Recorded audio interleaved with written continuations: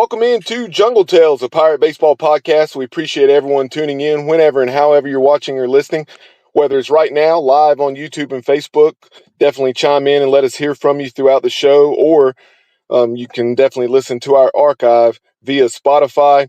We hope everyone had an excellent 4th of July. We are here on July 10th. It's hard to believe that football season is just around the corner, but there's never a bad time to talk East Carolina Pirate Baseball. And tonight, very excited to welcome in a guy that had the opportunity to call a friend for the last 20 plus years. Met him through East Carolina Baseball, and that is Pirate Baseball alum Dennis Barbour. Dennis, welcome in.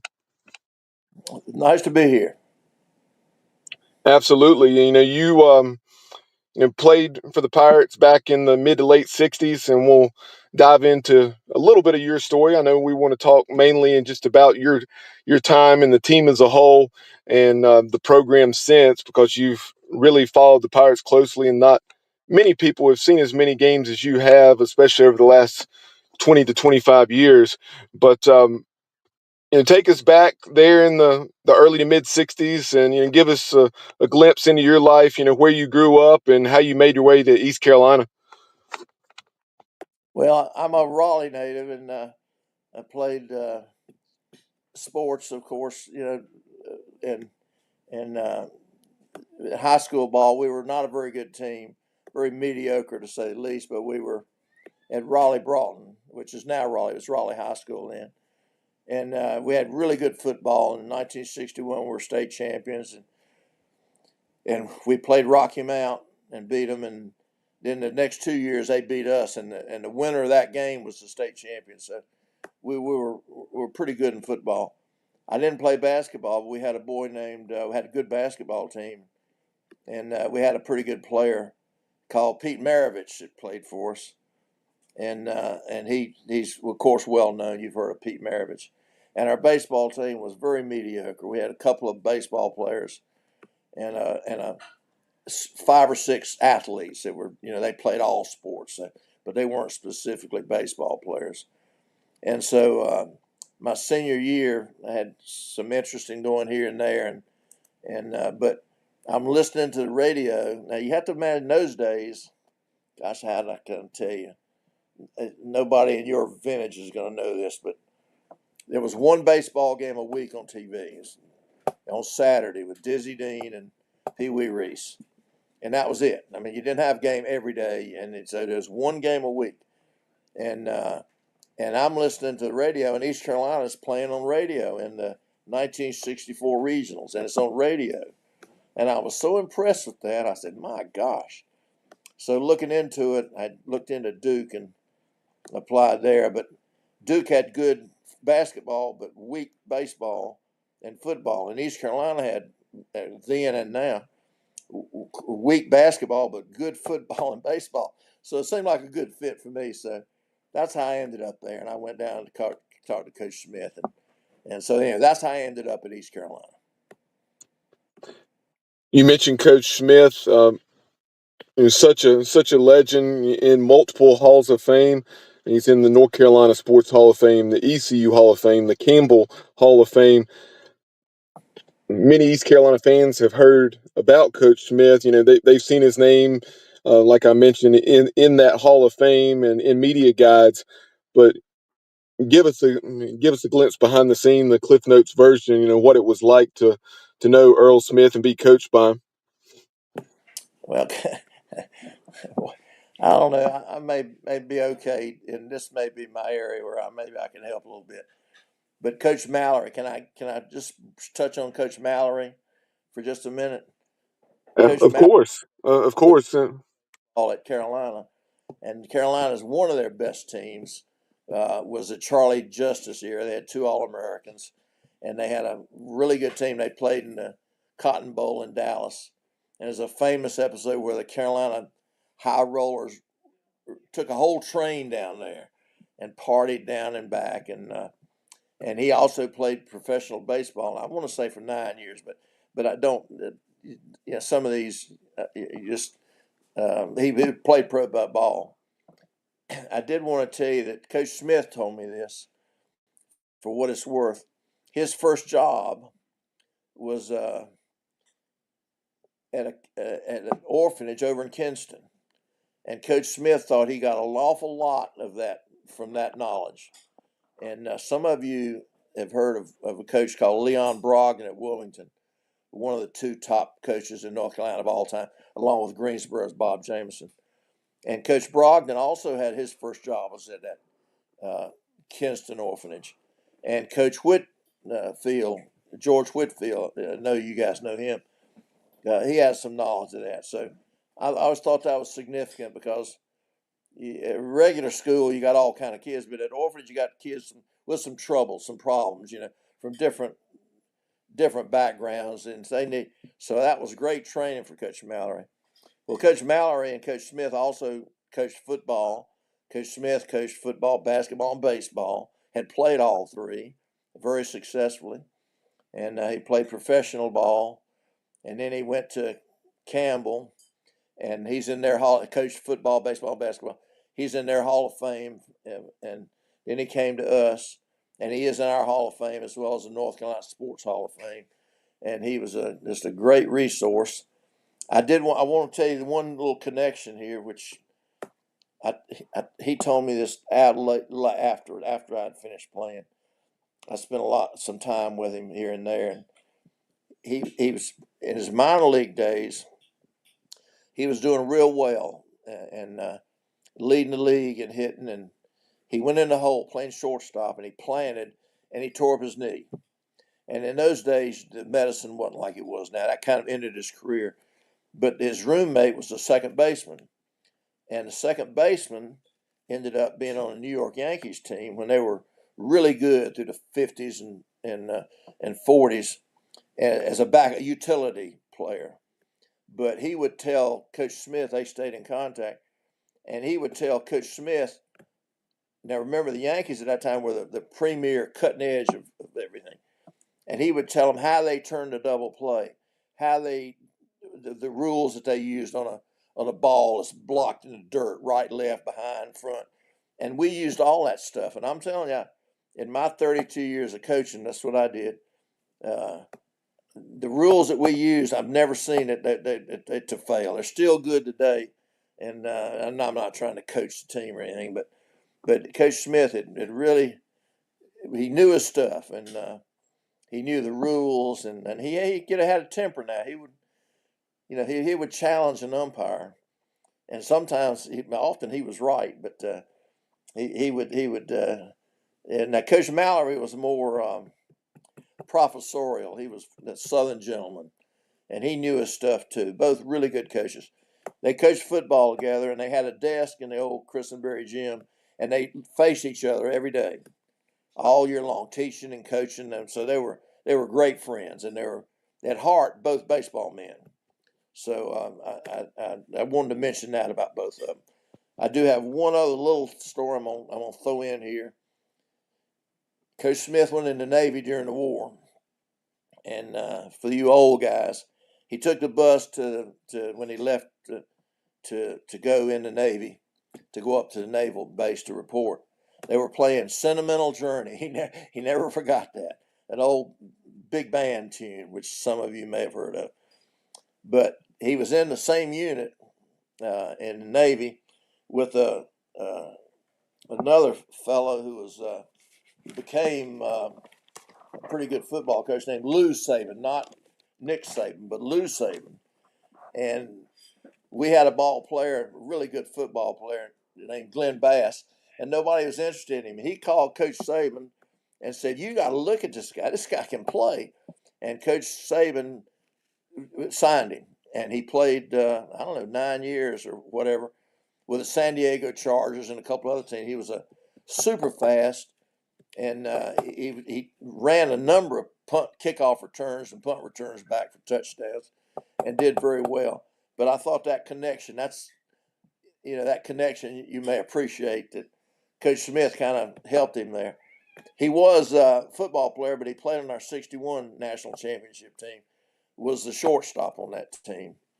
And so anyway, I'll skip that. If we get to that championship tournament, I'll discuss it further. But Yeah, Well, that's a good segue, Dennis. You mentioned that 1961 NAIA National Championship team. That was a few years before you arrived because you were there from 65 to 68. But that was, I guess, happening, during your high school years, and the Pirates were having a lot of success in the NAIA ranks, winning the national title in '61, and then finishing third in '63. And there you see that team on the screen, the 13 guys that traveled to Sioux City, Iowa, one of which I had actually a couple. One I knew better than the others, and that was Earl Boykin, who made Oh, a real name for himself in the sporting goods business in Wilson, as many Pirate fans are well aware. But what are your memories and from talking to those guys down through the years? I know you had several thoughts on that team. Yeah, well, I wanted to throw one thing in there real quick. You said 13 players, but it went down to 12 players pretty quickly due to an injury, correct, Dennis? that's correct. Well, that's the story. We're kind of getting down a rabbit hole here, so don't you bring me back. I don't want to get too much into that because we got a lot to cover, and that's a whole story in itself. But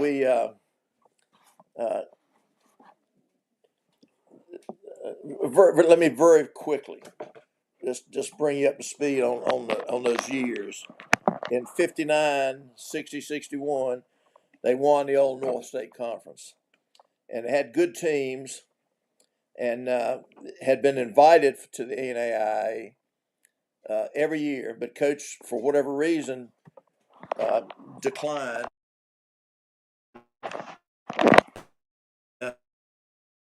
Uh, why he that year? That's what the boys told me. They thought, they didn't know for sure. They thought he had a good team, and he was getting ready to retire from baseball, and so he would become the dean of men. But he thought, listen, I'm going to test it. And so somehow, I don't know, he got permission to go, and they went to Atlanta, and Oglethorpe University or Oglethorpe College hosted it, and they had a 14 playoff to qualify to go to the national tournament. And they had a really good left-handed pitcher named Larry Creighton. He was their ace, so to speak. And they had a good pitcher second, but he was a sophomore, young. And you still hear me okay? We're getting a little feedback. I say feedback. It sounded like perhaps you moved the phone, so Yeah, well, we moved it a little we're, bit. We had to, we're good now. The audio's back to where it was now. okay. We're, Wait a minute. you're Battery. crystal clear now, John. Can you hear him? Okay.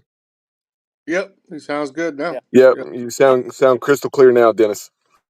Okay. All right. We're gonna hook up. The battery was low. Kathy's my wife. An East Carolina girl, by the way. We're just redoing the battery. Is that? No problem at all. Wait a minute.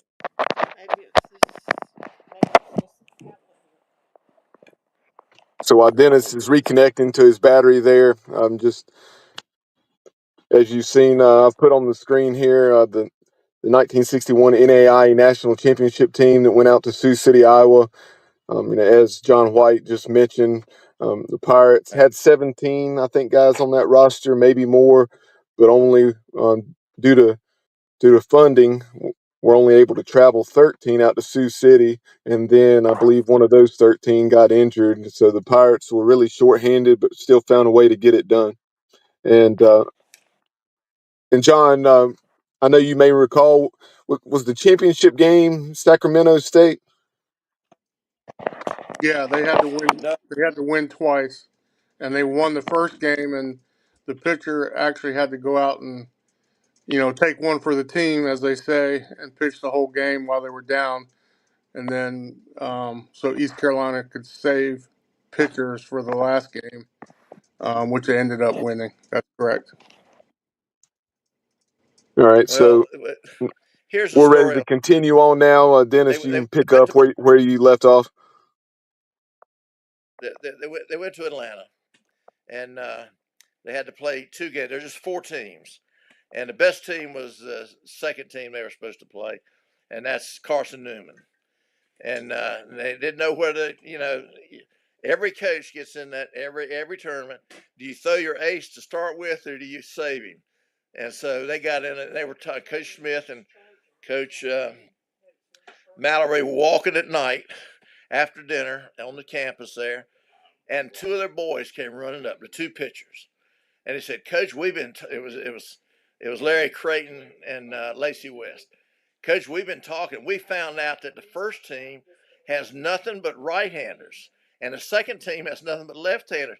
They're left-hander heavy, and they said, "Throw Lacey the first game. He's righty, and we'll win." And throw Larry in the second game, and that's what they did. Lacey, he was pumped up. He said, "Coach, we'll win. You throw me the first game." And so they did. They listened to the kids. And so there's a lesson for all coaches there, isn't it? The kids, they're smarter than you think they are sometimes. Anyway, they won that. And so they came back and they told the kids, "We're going to leave on Tuesday to go out to Omaha. And, Sioux City, Iowa. Uh, Omaha's just below there on the Missouri River. Omaha's in Nebraska. Walk across the bridge, you're in Iowa.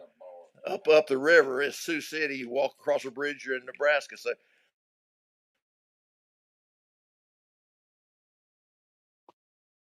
they're very similar. So we've been very close to them.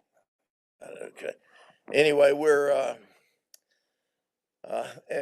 there, and they told the kids, "Go home, change underwear, get a little cash in case you want to buy something, And they gave the kids Monday off. They're supposed to meet Tuesday. Well, first of all, they find out that the coach said, "We're carrying two coaches," and they said, "No, we don't have enough money."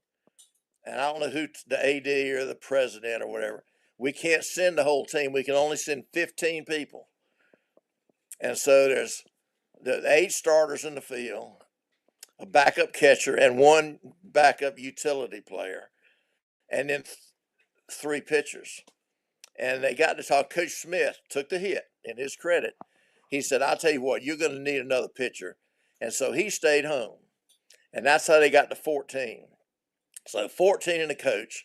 And the newspaper sent a reporter, a young reporter. So the 15 people go out there, but one guy didn't make the plane flight.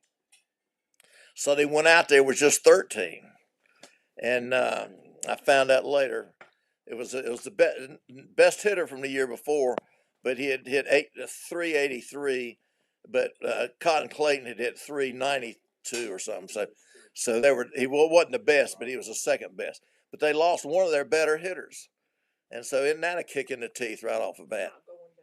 And I'll tell you something else. I don't want to get too deep into this because it's fascinating, but it's harder to win that tournament than it is the NCAA today. Today they play, the top bracket plays on day 1, and they take a day off. The bottom bracket plays on day 2. Then you go back to the top bracket and then back to the bottom bracket. So you're playing every other day. Now, you're familiar with that, right? Oh yeah, of Yep. course. Yeah, Right. it's become a made for TV event. Okay, that's right. Well, out in the NAIA, they played every day. You played Wednesday, Thursday, Friday, Saturday, Sunday. You played every day. So Larry Creighton pitched the first game and won. Second game was won by Lacey West, and they pitched. And now we're in the semifinals. There's just 2 undefeated teams left.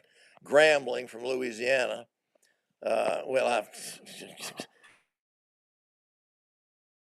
President Ralph Waldo Emerson Brown. They called him Prez, but he was the president of the university and a baseball coach.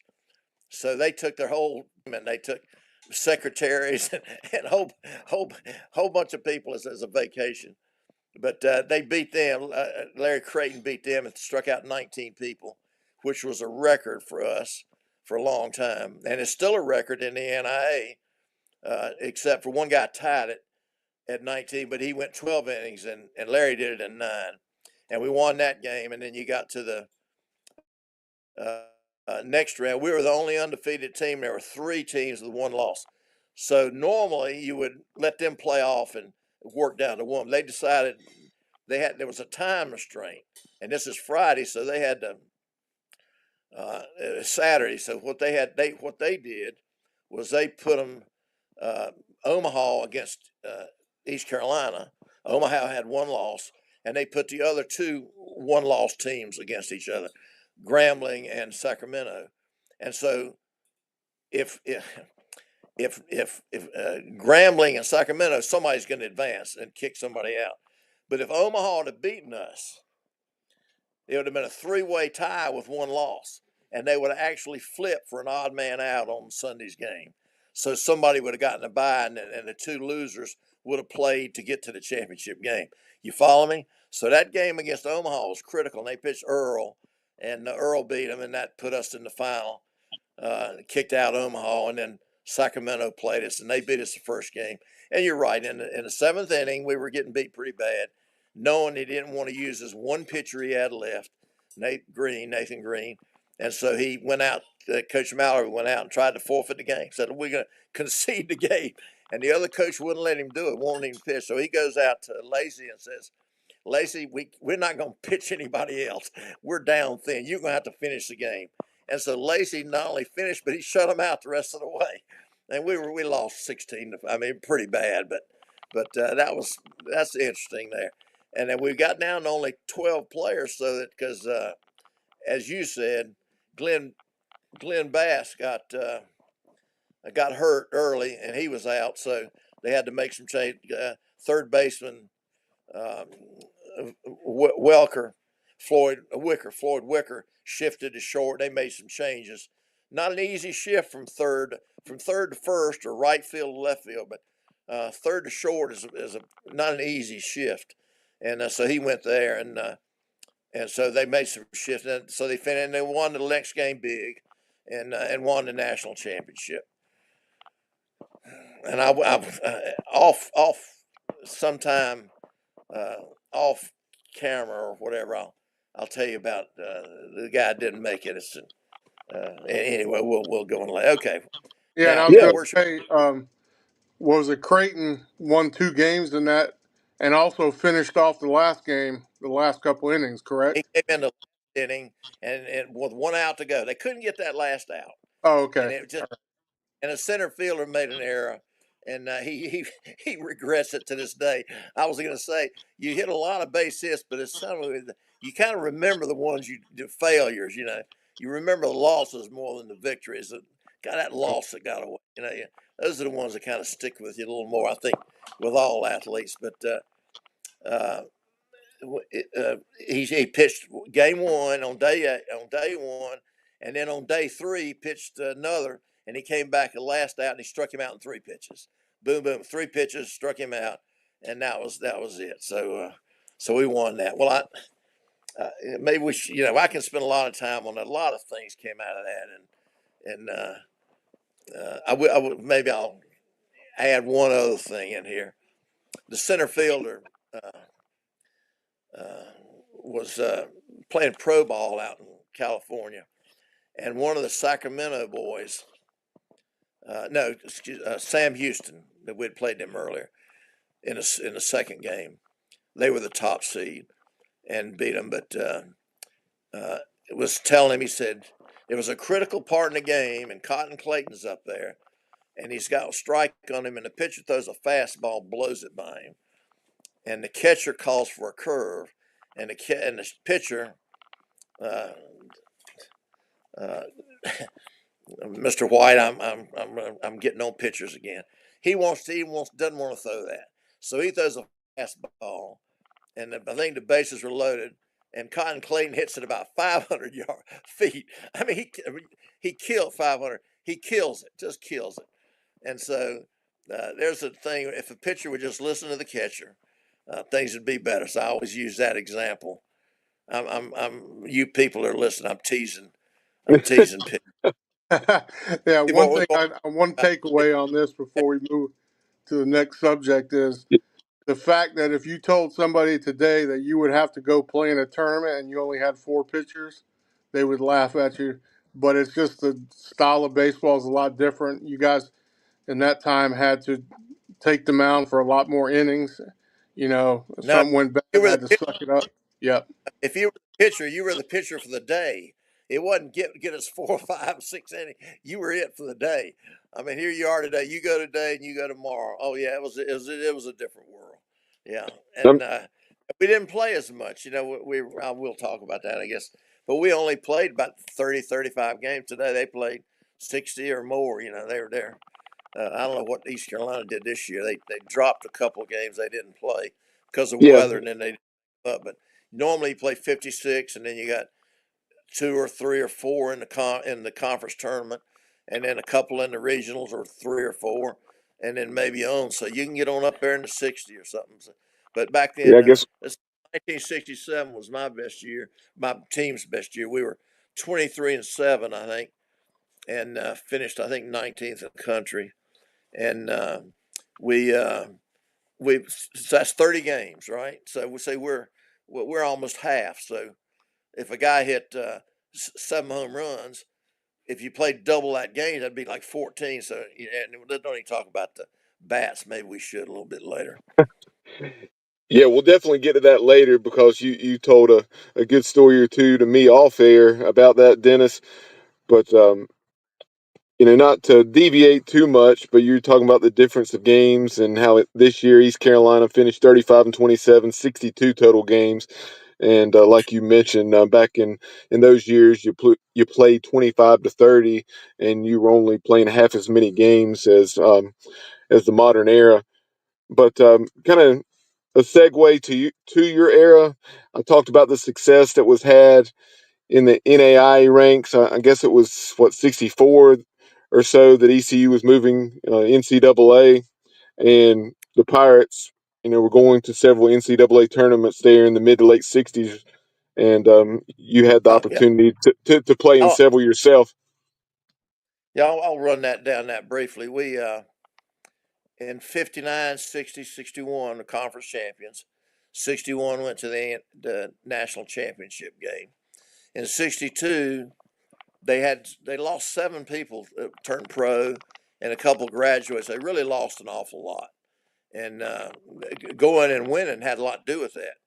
And in those days, there was no draft. You could just sign. Uh, Floyd Wicker signed as a freshman. He was out one of the best hitters during the tournament, and they signed him. St. Louis, and he left. He's the only one that made of that group made it to the major leagues. I can talk a little deeper, not here, but some of them should have been there. But we'll move on. But we in '62 they did beat the number 3 team in the country, Florida State, and that was a highlight. And they had a winning team, but it wasn't near the level. And Coach Mallory retired. Coach Smith took over. He was a basketball coach at the time, good basketball coach, never had a losing season, and he moved into into baseball rather. And that year they did very well. They went to the NAI and finished third. They lost a semifinal game and dropped down and finished third. And Coach Smith thought that was a better team, that '63 team, but they were still NAI. Now that'll be important in a second. In '64, we went to Division One, and the first '64 year and '65 we were independent. And that first year we did real well and were invited to the regionals.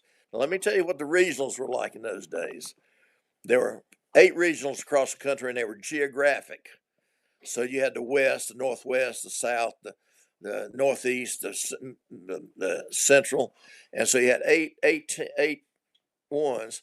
And here's what the South Regional was, Southeast Regional was: the ACC champion only, the Southern Conference champion only, the SEC champion only, and one at-large team. Now we were the at-large team in '64. The other years that we went, Florida State was the at-large team. So that's how you got to that regional. That means everybody in the SEC except the champion was at home. Everybody in the ACC was at home. Is that you understand how tough that Yeah. was? Yeah, no doubt. Now I think what the SEC like 12 or 13. Yeah, back in my day, only the champion came. anyway, it was in Gastonia there. That's where it was. And remember, I told you about '64, listening to it on the radio. In '65, we didn't qualify. I don't know who did. And in '66, '7, '8, '66 was our first year in the Southern Conference. And I would maybe, if you'd like or have time, I'd like to talk about that Southern Conference in just a second. And we Yeah, went in definitely. '66 and '67. We lost 2 games at Richmond. I mean, they were a middle of the pack, and we went up there and played a doubleheader at Richmond, and we lost like 3-2, 5-4, something like that. I mean, just we lost 2 games and ended up tied. And so we were tied, and in order to go, there was no tournament in those days. And so you either won the conference to go or you're sitting at home. And so we had a playoff and went to Fort Eustis in Virginia, kind of a neutral site. And they threw a pitcher that couldn't break a wet bag with a fastball, but he could throw curves. He had good. I mean, he was smoking mirrors, and they beat us. And well, and I don't know if Mr. White will agree. He's not a hitter; he's a pitcher. But as a batter, you throw a guy that throws 95 all day long. We're gonna get to him. But the guy that throws smoke and mirrors, they can just make you look like a fool. And they're much tougher to hit against. And I don't know how today's batters feel, but that's the way we felt. And anyway, that guy beat us, and he couldn't have. I don't know. He's throwing in the 85, 82, something. And but that ball could move, and he didn't walk anybody. And anyway, they beat us. So they went that year, and the next year we won and went. And by the way, that last year, this may be of interest. Our center fielder is a real good player from New Jersey, and Eddie Thorne. And Ed, they had a picture. Ed's got a picture he showed me of the outfielders, the 4 outfielders, and one of them was from Florida State was Mike Martin. Now Mike Martin would become the head coach and be there like 43 years or something. I don't know if you've heard that name, Mike Martin of Florida State, but he was 100%. Yeah, Coach Martin, just unbelievable. he, He took the Seminoles to, what, that's 22 right, College World Series. Unfortunately, never won it. 30 times. Well, Mike Martin was a center fielder in that regional. A little fact there that may be of interest. And Eddie ended up. Well, maybe I don't know how much I should talk about my team. I'm very proud of them. The team is like an army group that's been through battle or something. I mean, I don't mean to say baseball's anywhere close to battle, but you get a bond in there. You travel together and you talk together. And you go to class together and you study together. And one of the great things about sports, and we still call each other sometime. I just touching base with some of them. Rooster's having Richard Nairn's having a little health issue, and I was trying to see if that everybody knew about it. I was calling some of them, and everybody I called is having knee replacement or hip surgery. We're all falling apart. At our age, and we can't take the extra base anymore. Let's put it that way. So And so anyway, during we your also time, sorry, go ahead. but they won in 1972. So from 19 now there was no conference tournament. So if you didn't win the regular season, you didn't get a chance to come back and win a conference tournament. Okay, so counting that way from 59 to 60 to 70, we won 7. And if you count the 64 team, which is really one of our better teams, we won 8 out of 11 years. We were, won a conference championship. That's not bad. That's a pretty good stretch. Yep. And, one of the graphics that I came across in preparation for tonight's show, I knew throughout East Carolina's history, we've only had 2 or 3 losing seasons. And there was a graphic via the ECU library and Joyner Library that said there, I think it was right as you were arriving to the program, perhaps, the Pirates had 37 straight winning seasons. Well, Coach Smith always told us we'd never had a losing season. But if you look at the records, they had some. But when they first started, it wasn't what can I say? It was more of a club type thing. They didn't have any. They didn't have any money. The coach was a volunteer, one of the professors or something, who would coach them. And so it was really just more like a club thing, and it was a real team. It wasn't sponsored. It had no money or anything. And so it was kind of a shoestring. But once they got cranked up, they did pretty good. And it's, of course, the records, you can see what conference they were in and who they played and everything. But no, when Coach Smith told us we never had a losing season, well, I thought that was better than, that's pretty doggone good. I'll tell you something else I saw. I was watching Coastal play at Auburn, and on their, everybody wants to advertise. Auburn in their super regional, they had 25 regional appearances. Well, we've been to 35 regional appearances. I thought that's pretty good. We really have a good program. And even though we hadn't been to Omaha, a lot of teams have been there. Citadel went there one year, 1990, I think, and they never even sniffed it. And St. John's went one year. Teams that don't have near our program. I think we shouldn't be judged on the fact that we've never been known. We have a really good program, and it's nationally known as a good program. And it's going to be even tougher, I think, in this new deal. Yeah, and I you did bring want. up De- we Dennis, you ripped off John Scab. Yeah, well, you bring up we remember the losses more than the wins. And 1990, we did lose to Citadel, and we were up in the eighth inning, and they came back and ended up beating us, and they went on to win the regional, and they actually beat NC State and Miami, and they did win one game in Omaha as well. And it's like you said, they really were not the same caliber of baseball, but you never know when it comes to baseball who can win a Well, tournament. what's that team that got there this year from a 4 seed? Murray State, Yeah, Fresno I mean, yeah, State, Murray getting to State this Omaha year. is not Yeah, the.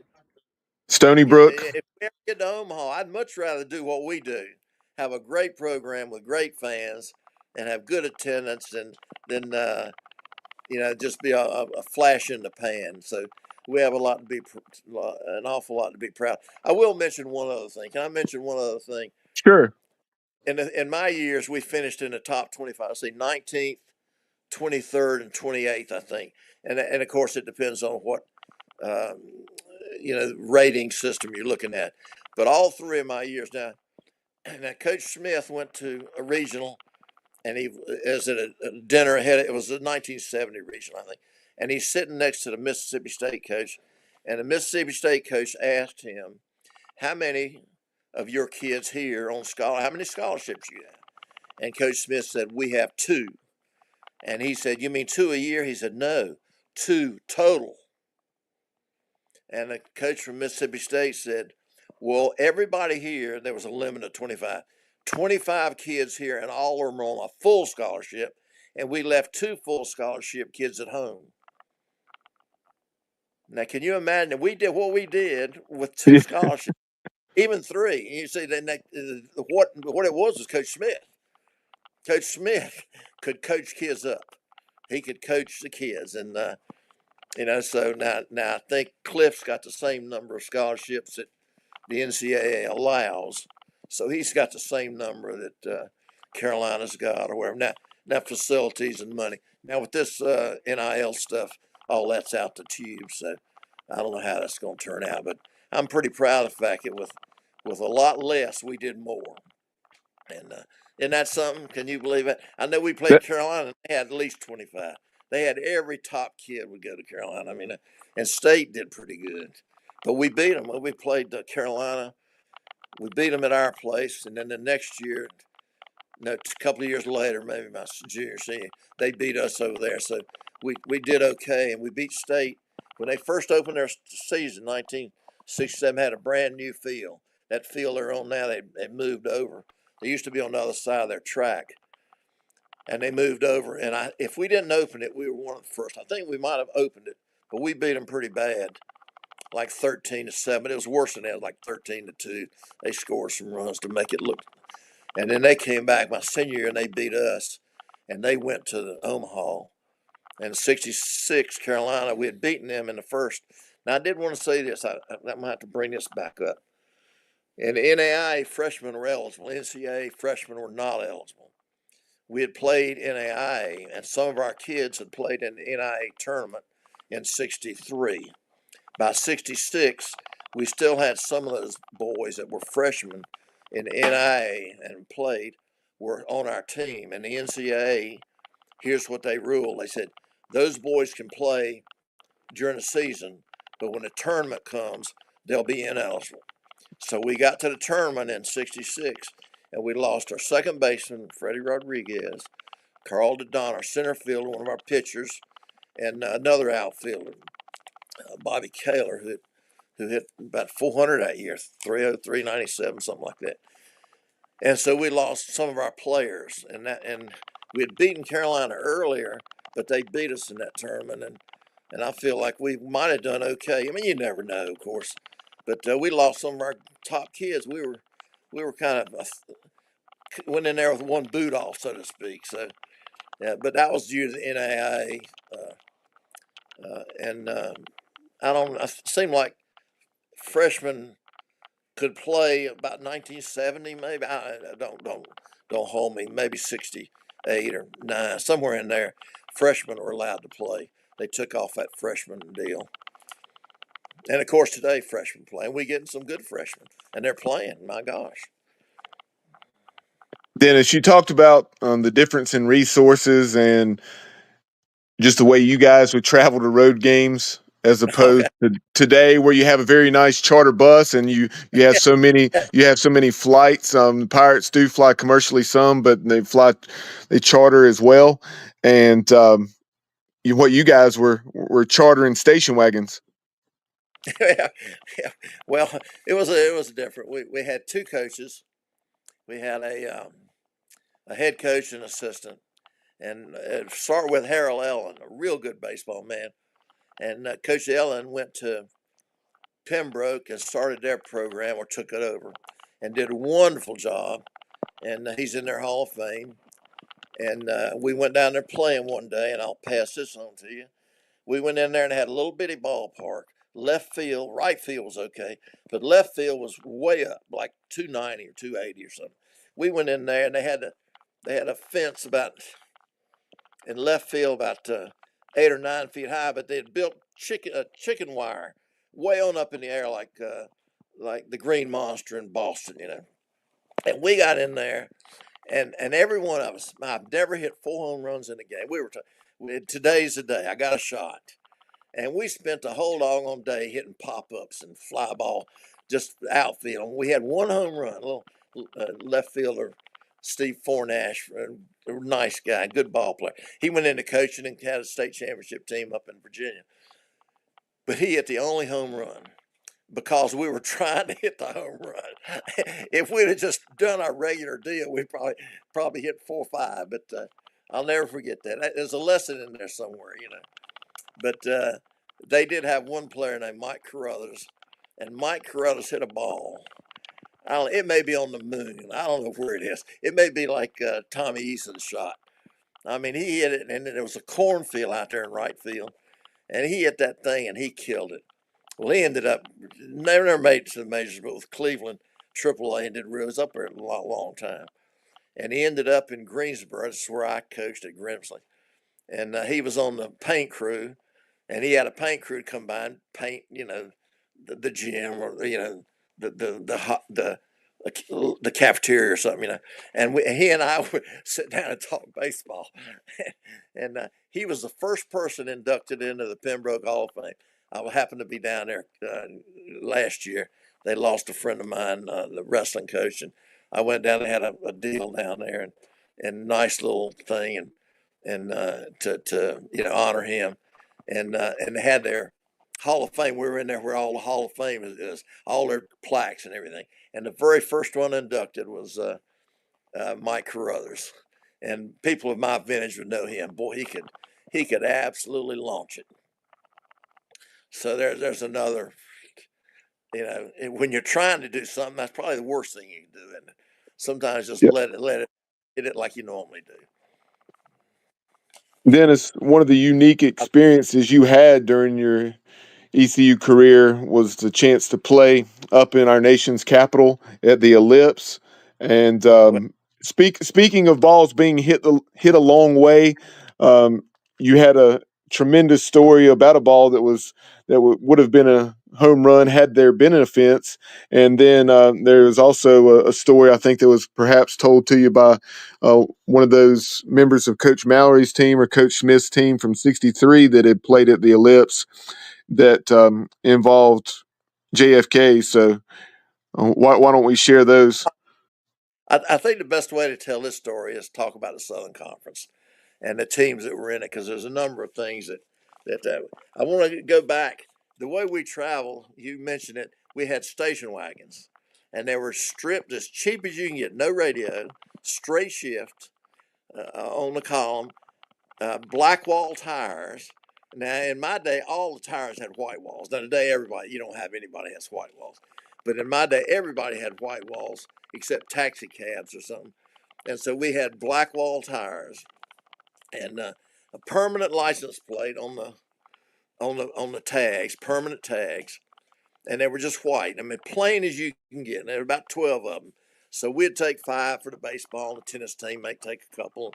And sometimes they would be waiting for 1 year. They were waiting to go to a tournament. We were getting back to give them the cars, the station for their trip. The tennis team would go this way, and the golf team would go that way. So that's how we traveled. There was no big bus or super bus like that or anything. Anyway, that will be important later if you can remember that. Permanent license tags, okay? All right, well, in the old Southern Conference, uh, very briefly, the ACC and the Southern Conference split.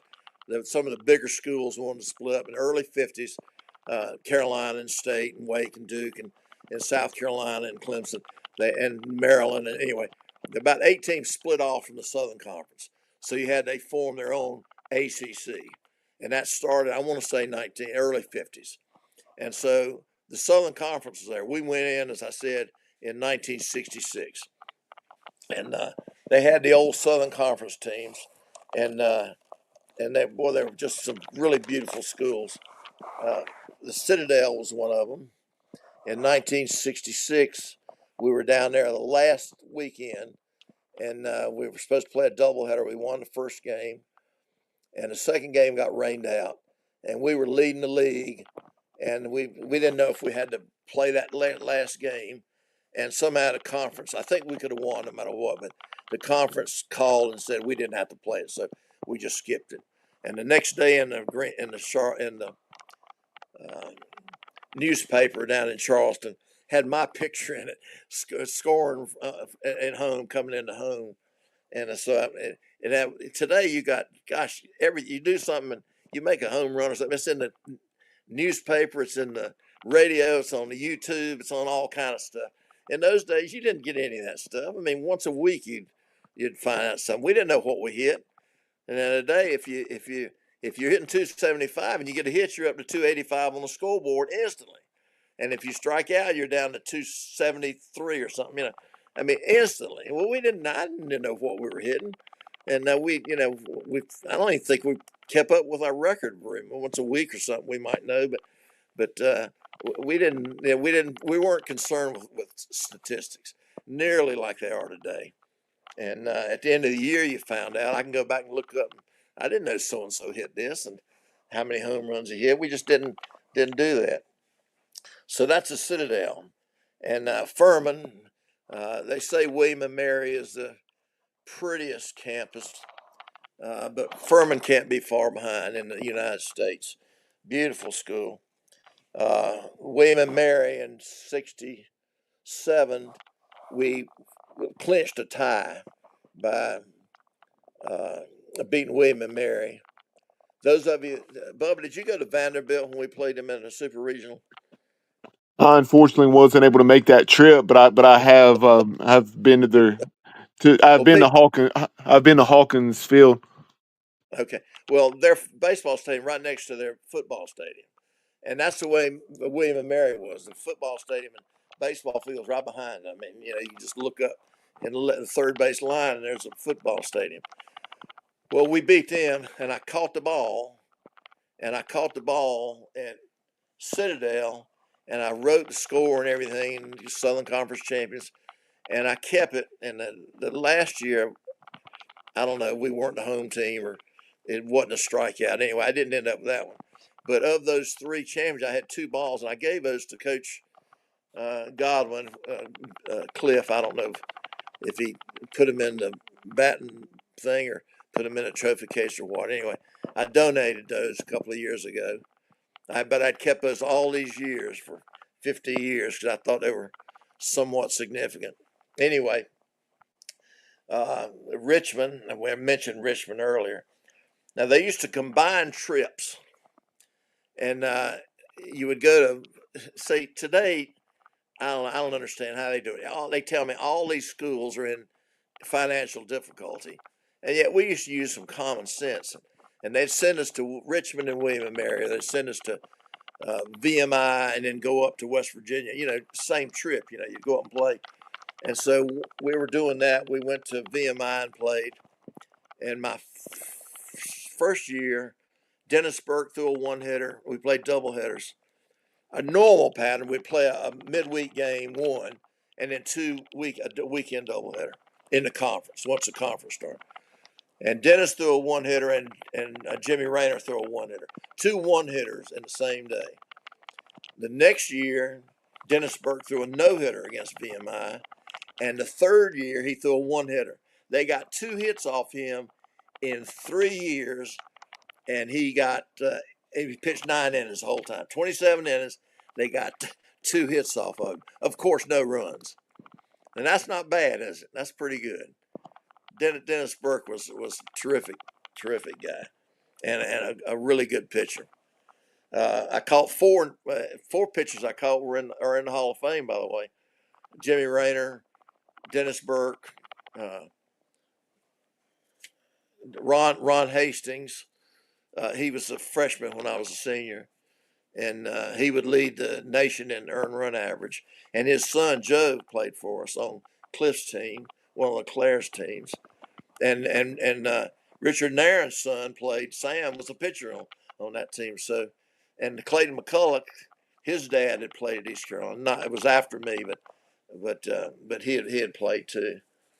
And so anyway, we had 4 pitchers there in the Hall of Fame pitched.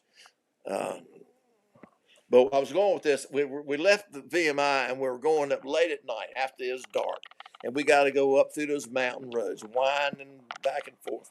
And when it was daylight, we were leaning out. As you go around, I don't know, you've been in the mountain roads where they're curving this way and that, and we were throwing the ball back and forth, one car to the next. The car would go around the curve to the left. We'd throw a ball. It'd come back and they'd throw it back to us. So we were crazy. We're leaning out the window playing catch, going up a mountain. Well, we get up there and it's dark, and by this time it's, I don't know, 11 o'clock or 12 o'clock. Coach Smith decides he wanted to make sure we're on the right road because you didn't have GPS in those days, and there was no phone and mobile phone. There were no mobile phone.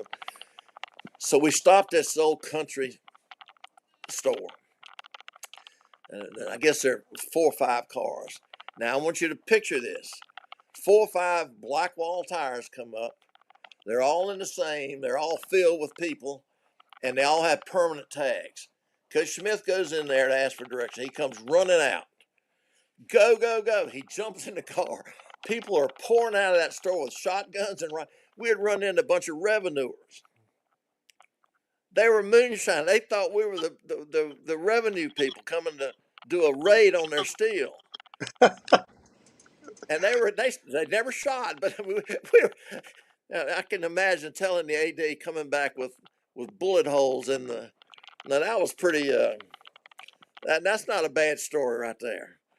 No, But we no, had sir. I promise you, we're just the East Carolina baseball I'll never team. forget that. I was driving the car, and Steve Fornash, that outfielder I'm telling you about, hit the home run. He was driving one of the cars, and when I called him to talk to him, just a few weeks ago, he brought that up, and we can laugh at those things now, but had we taken the shot, anyway. And then they had Davidson and George Washington. Now I'm gonna get to the George Washington. That's what you want to hear. George Washington was in the conference, and they played baseball at the Ellipse.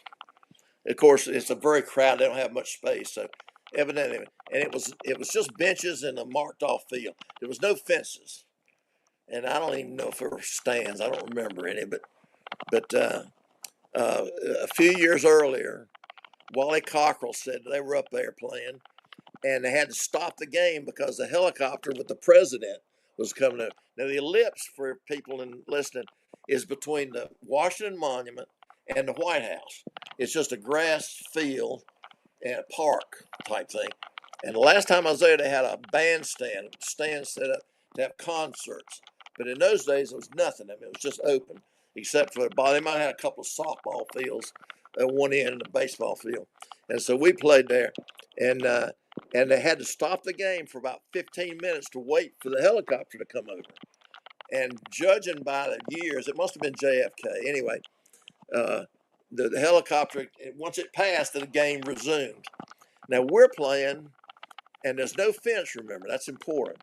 And I want you to remember, we just got through with I don't know who's going to be our next star center fielder, but we had that Barbour kid in center field, and then Riley Johnson, and boy, they could go get a ball, right? And Riley, he would. The only thing stopped him was a fence, and if he had had some wire cutters, I think he could have gone through the fence to catch a ball. They had a deep ball to center field, way yonder deep, and little Eddie Thorne goes back full speed. Now, Eddie was about the size of this. I don't know if you remember him, but we had a center fielder from Tennessee named Harrison Eldridge, and he's Oh about. yeah, Do I you remember him? remember H from Knoxville, Tennessee. Knoxville, Tennessee. That's right. Yeah, and boy, he could go get him. Well, we hit a deep ball out there, and it's about his size. And Eddie went back and caught the ball over his head. I mean, directly over his head. And he broke down, and he's riding, almost kissing a horse. There's a policeman out there, mounted policeman on a horse, just watching the game. And so here, all of a sudden, can you imagine that? I do have a follow-up story to that. We didn't go into my background, but I coached at the high school level and officiated and for 32 years. And one of my kids went in the Navy, and he called me about 2:00 one night and said, "Coach, you just won me $100." I said, "What are you talking about?" He said, "I think alcohol's involved, but he and some of his buddies." He said, six of us, and I told them that my high school coach had played ball, on that White House lawn, and they bet him $20 a piece that he did. Well, they found a guy, a policeman on a horse, and he verified it, and so they gave him the $100. And I've always wondered if it was the same policeman on the same horse. It might have been. Anyway, enough of that. So those are the old Southern Conference team. We traveled, and they put us up. When we'd get somewhere, they would feed us in the cafeteria, and they would put us up like in the dorm or on campus somewhere, or at VMI, we'd stayed in the barracks. We'd go in there, and they'd have double beds. Well, at East Carolina, we hosted everybody same way, and we would send them down to Jones, the cafeteria down there at Jones, and they'd go down there and eat, and they stayed at the football stadium where's the tower at now? Is that on the north or the south side? Is that the south side? The south. That's on the south side. Well, on the south side, there's a building there they built to put it in. Well, they turned that into the ticket office, and then that morphed into a thing where during the football game, Pirate Club members can go in there and get a drink or Yeah. some pop. Something. That little building there, that's where we hosted them. It was just bathrooms and a big long double bunks, top bottom, double beds all the way down, about 40 of them. So that's how we would host. We did the same thing. Now today, of course, it didn't cost that much. You just feed them, but today you got to feed 40 people and coaches and managers, and the cost has just gone just way sky high. But I thought people might be interested in that. Yeah, I Now, was going to Now, mention. Dennis, what are your memories? I'm trying to remember. I should recall, given that it was just torn down. But what year was it that Scales came into existence? Was Scales it was, there during your years? yeah, I didn't mention this earlier. The old Okay. baseball field behind Christenberry Gym, and the football field was where I think the music department is now. And so they were right there together and used to dress in the back of Christenberry, right below the gym, the swimming pool. Now I don't even know if the swimming pools there's probably not, but because they built that new Minji's has a swimming pool, oh Notorium I guess, but we were dressed there, and then they would bus us over to the field. Well, my last year I think we started dressing in that Scales Field House, and it had some training facility, for rub downs and so forth, taping people, and a locker room, and so that's where we. But that was my last year, so that would have been I don't know fall of '67 or '68, somewhere in there. So that was built in. That's the first year for that. Before that, uh, we had dressed back in the behind and back below where the old baseball field used to be. And we played all our games. The first year, while they were building Harrington, they played 1 year. They played at Guy Smith Stadium, and then they moved over to Harrington. And one time we played Wake Forest at night over at Guy Smith.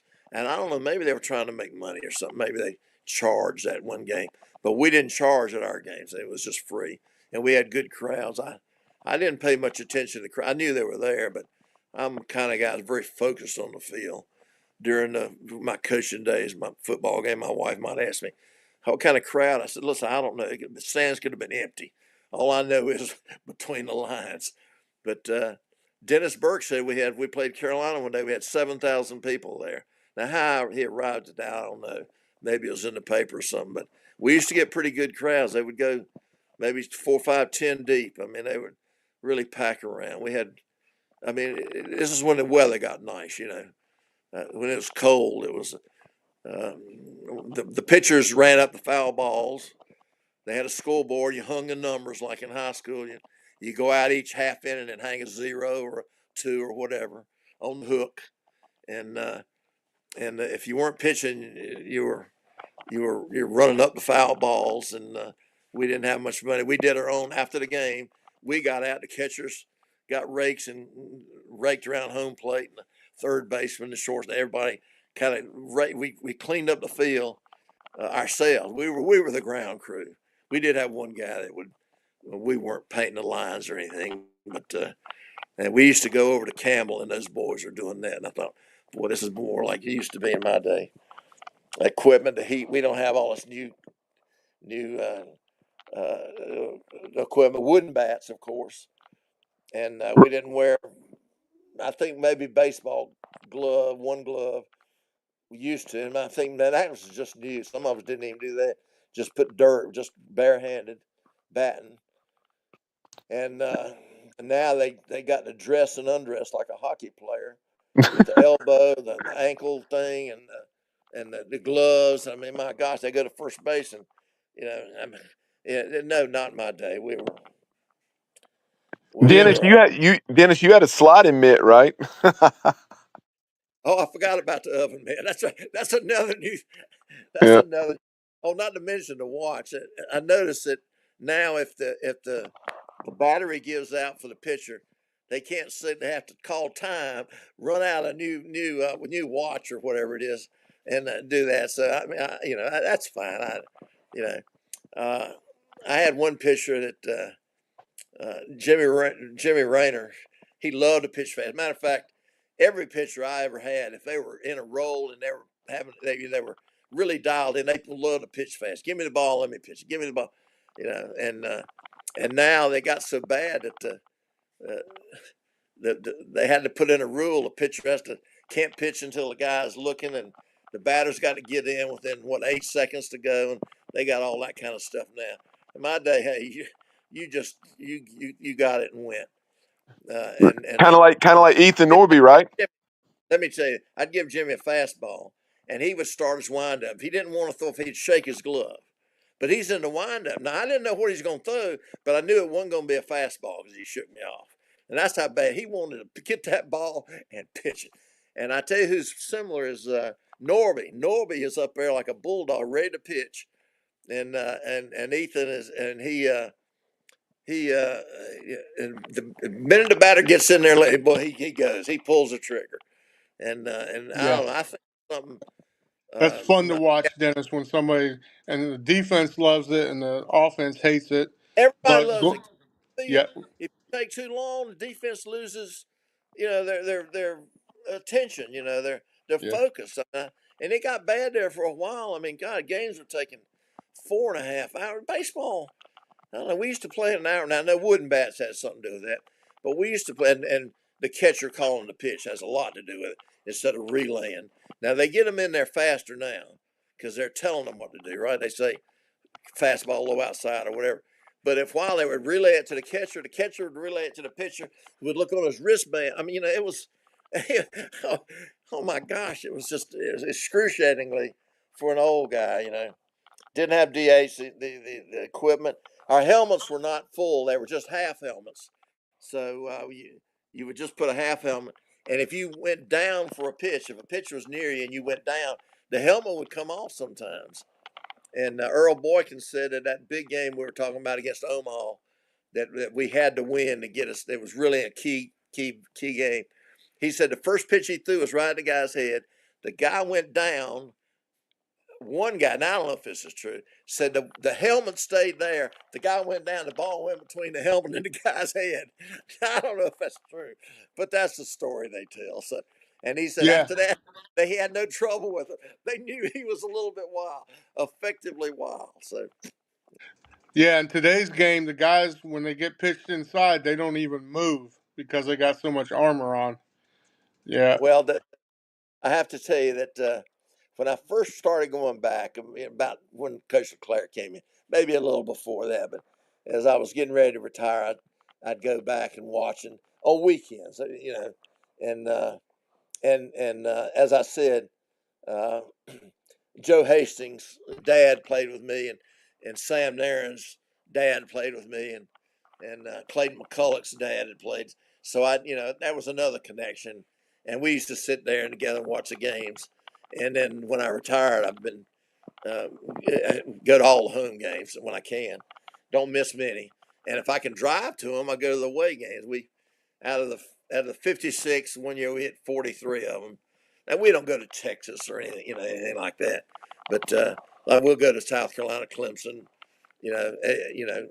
Coastal Carolina, Duke State, Wake, all those games. If we can drive it within reason, we'd try to go. So and Kathy's been super loyal. She's been watching baseball. Well, we met in college at East Carolina, so she's been watching ball for same years.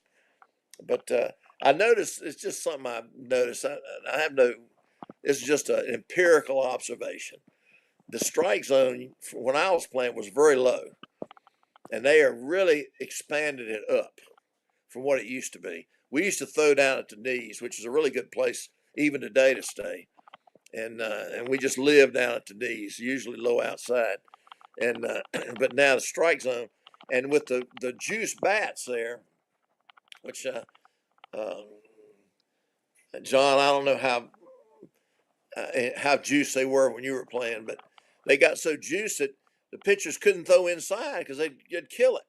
They had to keep everything away. You know what I mean? And so that yeah, took away those inside pitches, and so because now the bats aren't as juiced. They were up to about 20% there at one time. Uh, yeah. uh, I played before the what they call the BB core era. yeah, now they're down to 7 Yeah, or 10. It's almost much. almost the same as a wood bat, but still a little bit better, Well, I is think what they it's slightly say better. anyway. It's some, yeah, it's some advantage, but imagine just 10%. If you hit a ball 300 feet, now it goes 330. That's a home run in East Carolina when it was just a long fly ball.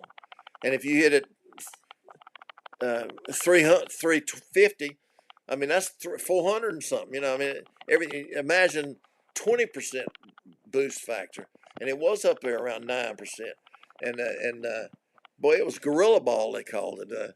And LSU was winning all those championships in the '90s, and boy, that they were hitting home runs like crazy. And when I started playing, I did tell that one story, which I'll repeat. Coach Overton would have some of the old guys come back, and he'd like to have a 3-inning old timers game before one of the games, and I played in a couple of them, and he'd throw out some old gear, old uniforms they don't use anymore, and we'd try to suit up and go play. And I played in one, and the bases were loaded, and I hit a ball which I thought was just a fly ball. Maybe even the outfield had to come in. And when I rounded in first, I looked over, and he was back up against the fence and reaching up and robbed me of a home run. I couldn't believe it. I mean, I didn't hit it. So those bats, I know they were juiced. I mean, I know they made a difference. Of course, I started playing golf and with wooden golf clubs, wooden woods. They weren't metal woods, and so For, the equipment is better. And of course, Persimmon my mother woods. would say, "Oh, another thing that you could do, the players could run the catcher down. They could bowl them over in my day, but the pitcher could also throw it to hitter, and we could put them down, and we'd throw right Yeah. at their head and they go down. I mean." You can't do that anymore. You get ejected. And if you try to run the catcher down, I think you got a slide or you're out and you're ejected. And I guess that's good. But in my day, catchers are a little more physical. I mean, so Yeah. there were shots in there. I remember shots. We had a pitching machine that had an arm that would come up and sling it, and then it would come around and pick up another ball and sling it. Now you got those wheels, that spin, throw it. Well, that thing, we'd put it out there and set it up where it's throwing strikes or pretty close and start taking batting practice. Well, as the thing worked, it would work its way loose a little bit and start sliding a little left or right or high. It would start digging into the dirt, the ground, the grass. And we had a boy from Rocky Mountain in batting practice one day. He hit 25 home runs in a row. He just kept pumping them out. Jimmy Daniels. Well, this machine had gotten out of whack, and it threw at Jimmy Daniels' head. Well, Jimmy reacted by charging, and like he would a pitcher. He took a bat and was charging before he could think about it, was charging the bat machine. And that we ran and grabbed him. But he just instinctively went after that pitcher that had thrown at him. I'll never forget that. Never forget that. Okay, where do we go? Now, Dennis, before we went on the air tonight, you were sharing a story with John and I about Coach LeClaire. Coach LeClaire, just after several very successful seasons at his alma mater in Cullowhee there at Western Carolina, he had been hired to be the new Pirate coach, and you were playing in a golf tournament in a foursome with him, correct? Well, But yeah, the Pirate Club would have a Letterman's, and they still do, I guess. I don't know, but Matt Maloney paired me up with and a catcher over at Pitt and another catcher from the '80s, I think, from Wilmington, and he put us all together, and Coach LeClaire and I rode together. And during the ride, I was trying to encourage him a little bit. Glad to have you. Hope you do well. And I simply indicated that East Carolina's a really good baseball school. And that we're if you can win, people will come out of the woodwork. You will pack this place. And I said, I know it doesn't look like that now. You get your parents and a few fans, and but you get it going, and you'll be surprised. And a few years later, they were in the Super Regional against Tennessee over in Kinston, and the place was packed, 4,000 people, rocking. And so, boy, in just 3 or 4 years, boy, what he did, what a job he did was terrific. And I gave him, but and he came up to me one later and he said, "Boy, you were right." He said, "Yeah, there are some great fans here, and there are a lot of fans around the country. South Carolina's got good fans. Clemson's got good fans. State's got good fans. I don't think Carolina, they're fans, but I don't know. You throw in a no hitter and they'll be talking about it. Oh, hey, we got a no hitter going in. You don't talk about a no hitter. You shut up. The pitcher can go sit at that end of the dugout, and everybody else goes to the other end of the dugout. Doesn't say a word, because you put the hex on him. And at Carolina, we had somebody. We were throwing a no hitter one time. Who was that kid? Chris Holbus. Anyway, he got a he first three batters he walked first inning. Then he struck out the next three. Anyway, ended up shutting them out, and we beat them real bad that game. But they were just talking about. I said, "Gosh!" So they're good people, and they're used to winning, but it's easy over there. I mean, they just they don't have to work as hard to win. We have to work twice as hard to get half the results, and I guess that's the way it'll always be. But we do have good fans, and as we go around the dugout, I'm in one section 112, which is I'm looking right at the on deck hitter. I can see whether he's got the look of an eagle or a deer in the headlights look, and and so I enjoy that. The left Yeah. field guys, we just enjoy them. With the we call them megaphone guys. I don't know, but they're uh, young 30s type, and they're so great, and they come out with some of the funniest stuff, and they start to one up, one down, and everything. We just enjoy them, and the center field crowd is more my age, except I can't go out there. I can't see it anymore out there. I have to be where I can still don't see that good. And then you got the crowd behind home plate, and up in the stands, and the right field is kind of starting to take on a young student atmosphere out there in right field, and but we have really good fans, and I just think they're all terrific. I'm just proud to be part of it. I don't add a lot to it, I guess, but except to be there. Yeah. And you talk about that 2001 season where the Pirates went 47-13. Unfortunately, lost those two close games to Tennessee in the Super Regional in Kinston. But prior to that, to advance to that point, they had hosted for the first time, and that came at Fleming Stadium. And I'll tell you what, Dennis, just the atmosphere throughout that weekend, but especially that first night, when we were about to play UMBC, Maryland, Baltimore County, when Coach LeClaire and the Yes. team met down the right field line, and then they broke up the team huddle and came toward the dugout, and our Pirate fans came to their feet. It was like Coach Godwin often says, just gave you chills. Well, we do that. And Texas was great, and we played them. And hey, those times are still ahead. We're still going to have some really great times. And as I think back, that was very. It's not always whether you win or lose. You asked me if I could remember some of the highlights. That we played South Carolina and they beat us, and we came back and beat them twice. But we came back to when we were down 2 runs in the last inning, and at Harris boy hit a 2-run or 3 down 3 hit a 2-run or 3-run homer to tie it, and we would eventually. I think he got a single to win it in extra innings, but that home run to tie it after being behind, I'll never forget. Your dad came running up to me, and boy, we were Yep. both Devin very Harris, he was from the Charlotte area, if I'm not mistaken. But Gaston. yep, Devin Harris Devin Harris, had that's that right. had that no doubter to left center field, and that can obviously be found on YouTube. So Pirate fans that don't know what I'm talking about, go check it out. We'll try to put it on our social media, for a throwback Thursday kind of deal. But then, like you mentioned, had the single up the middle to score Kyle Roller there in extra innings to win it. What exciting! That one game I remember vividly. We played over at Durham, Carolina. We beat them. We were better than they were that year. And the first game, we didn't beat them like 2-1 or 1-0 close.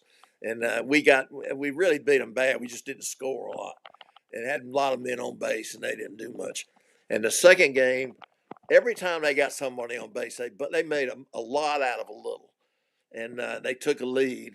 and they're up a couple, and Brick House hit one over center field and tied it up, and the place actually exploded. I'll never forget, that was a great feeling. It was terrific. But as it turned out, they came back and got a run to get ahead. And the last two innings, we had the bases loaded, one out, and both times hit it in a double play. Base hit would have won the game. We lost the game, but that home run to tie it. Now another exciting moment was just I guess 2 years ago. 2 years ago? Well, no, last year. You Savage was pitching against Wake Forest in a big game. Yeah. We both had gambled and lost the first game, held out our ace, and so we're meeting for a game to keep from being eliminated. And we got ahead, and then they came back and got 6 runs or something in the 8th inning. And in the 9th inning, we came back and beat them. And that was exciting. I mean, to be that far behind, to be ahead, and then lose it, and you're down, and all of a sudden come back. Now, that was exciting. That was a fabulous game, and that's another one you can look up on YouTube or something. I don't know, you found it. I mean, I Yep. found it one looked at. That's another, but that's another. And there's always, going back, there's always some wonderful games. The games you do, at least me, I'm talking about me. If you're supposed to win and you win, that's great. You won. But when you're not supposed to win and you win, now that's special. Or if you're way behind and you come back.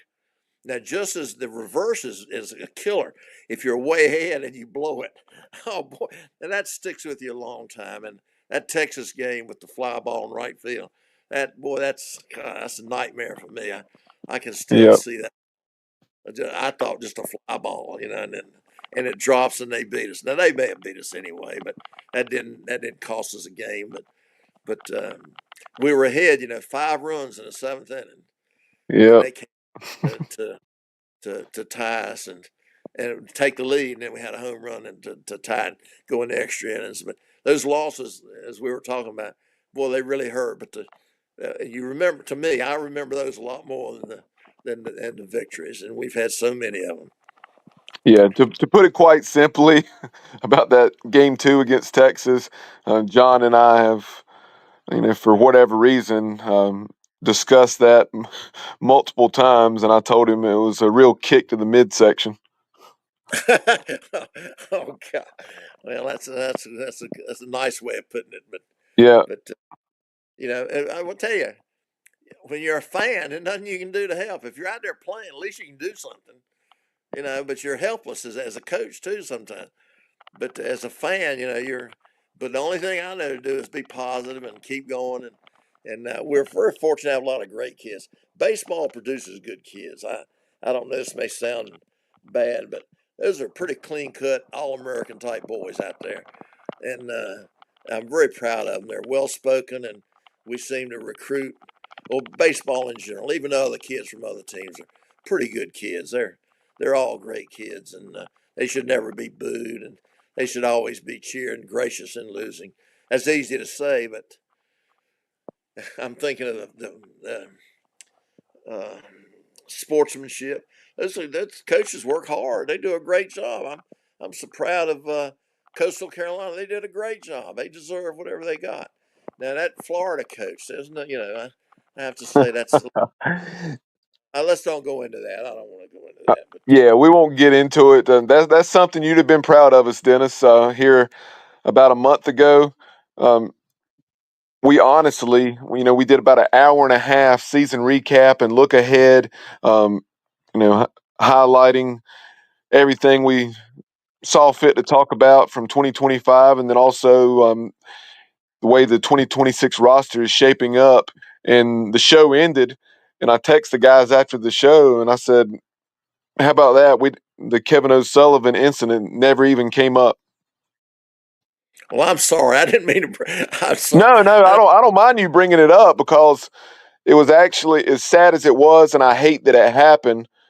But from everything I could tell, our guys handled it exactly how they should have handled it.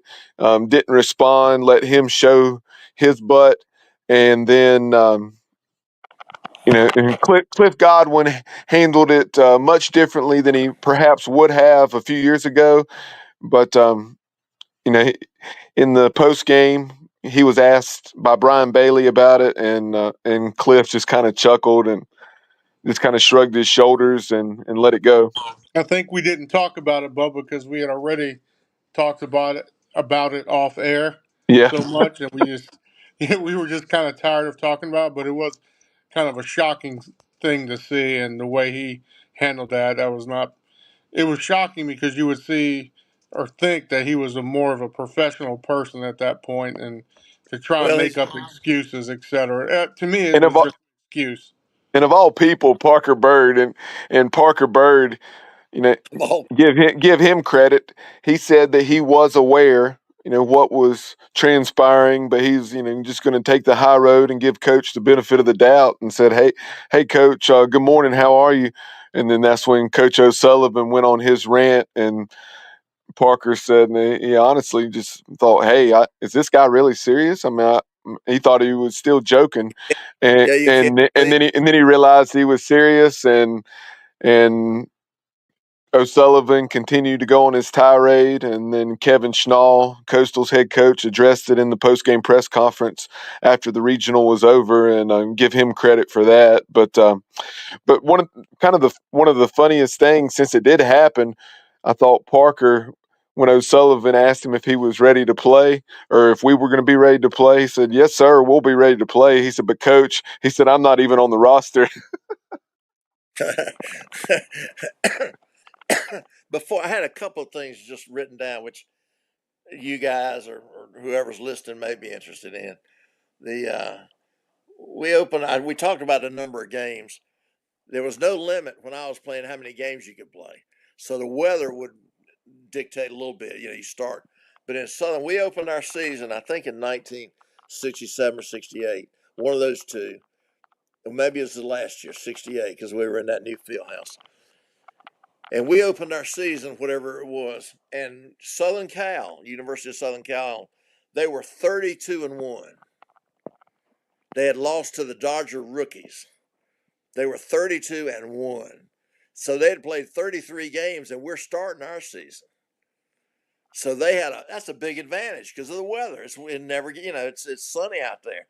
So when Christmas is over, they start playing baseball, and we had to wait. And of course the northern teams are even more of a of a of a disadvantage. They come down, half of them hadn't even been on the field, been taking infield in a gym or an indoor facility. And now that doesn't help the outfielders judge fly balls. They're at a distance. And every year, same thing. Those northern teams come down and they make a run through. We play a lot of them. Monmouth and Quinnipiac, and we've had over the years. Just as you guys well know, and the teams in the South, of course, Miami and Florida State and Alabama, Mississippi teams, they get big crowds because it's warm right off the bat. Well, we don't get our big crowds till it starts to warm up a little bit, unless we're playing State or Carolina. So it's more. We're always in the top. We've led North Carolina in attendance for over 20 years, 24, whatever it is, 24, Yeah, 25, and we're in the top 20. I think last year we were 14th, but I don't know where we'll rank. But in attendance in the country, and considering the California teams, and that's pretty doggone good. We're hanging. We really have a great thing going here. I want just a couple of things. Can I finish up? Then you can ask guys. Yes, of course. Coach Smith used to be they call him a bird dog. He would scout for major league teams, and when he finished coaching, he went and scouted. But one of his players he signed was Gaylord Perry, and Gaylord Perry, of course, in the Hall of Fame.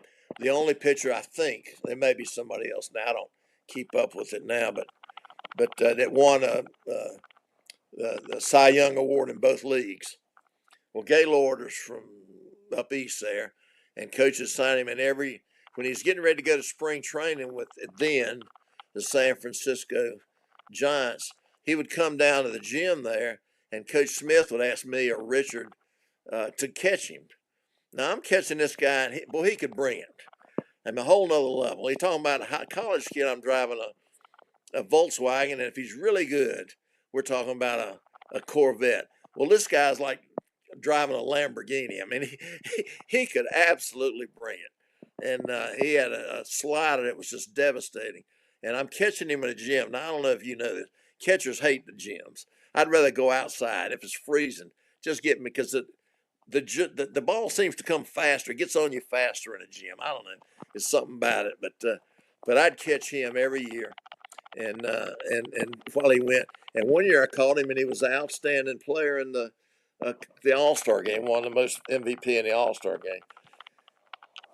Yeah. Gaylord had a brother, Jim. Both of them made it to the major leagues. Earl Boykins in high school, in a little school outside Wilson, and they played for the state championship, 2 out of 3. And he and Gaylord hooked up the first game, and everybody, they say that Fleming Stadium was packed just to see those two. And they went 11 innings. Nobody scored. Finally, Gaylord's team won. And the next day, they threw Jim Perry, 2 major leaguers on the same high school team. Oh my God! Isn't that something? So when Earl Boykin pitched against Omaha, he had pitched in big games before, even though he hadn't had much. I don't think he had pitched like 2 innings that year. But the next year he was a front liner. But he had pitched in a big game before, and I thought I would mention that. Gaylord Perry. Richard Nairn, his dad, we had 1 game a week on TV, as I mentioned. And Richard Nairn's dad, Sam, was a third base coach for the Pittsburgh Pirates. And of course, about every now and then, the Pittsburgh would be on the game of the week. And we got to see, it was so something to see one of our teammates' father coaching third base on TV. You can't imagine TV. It's nothing like today. Every night you can watch every game from every ballpark. In those days you couldn't. I mean, you could listen to them on radio, but I mean, it was on 1 game a week.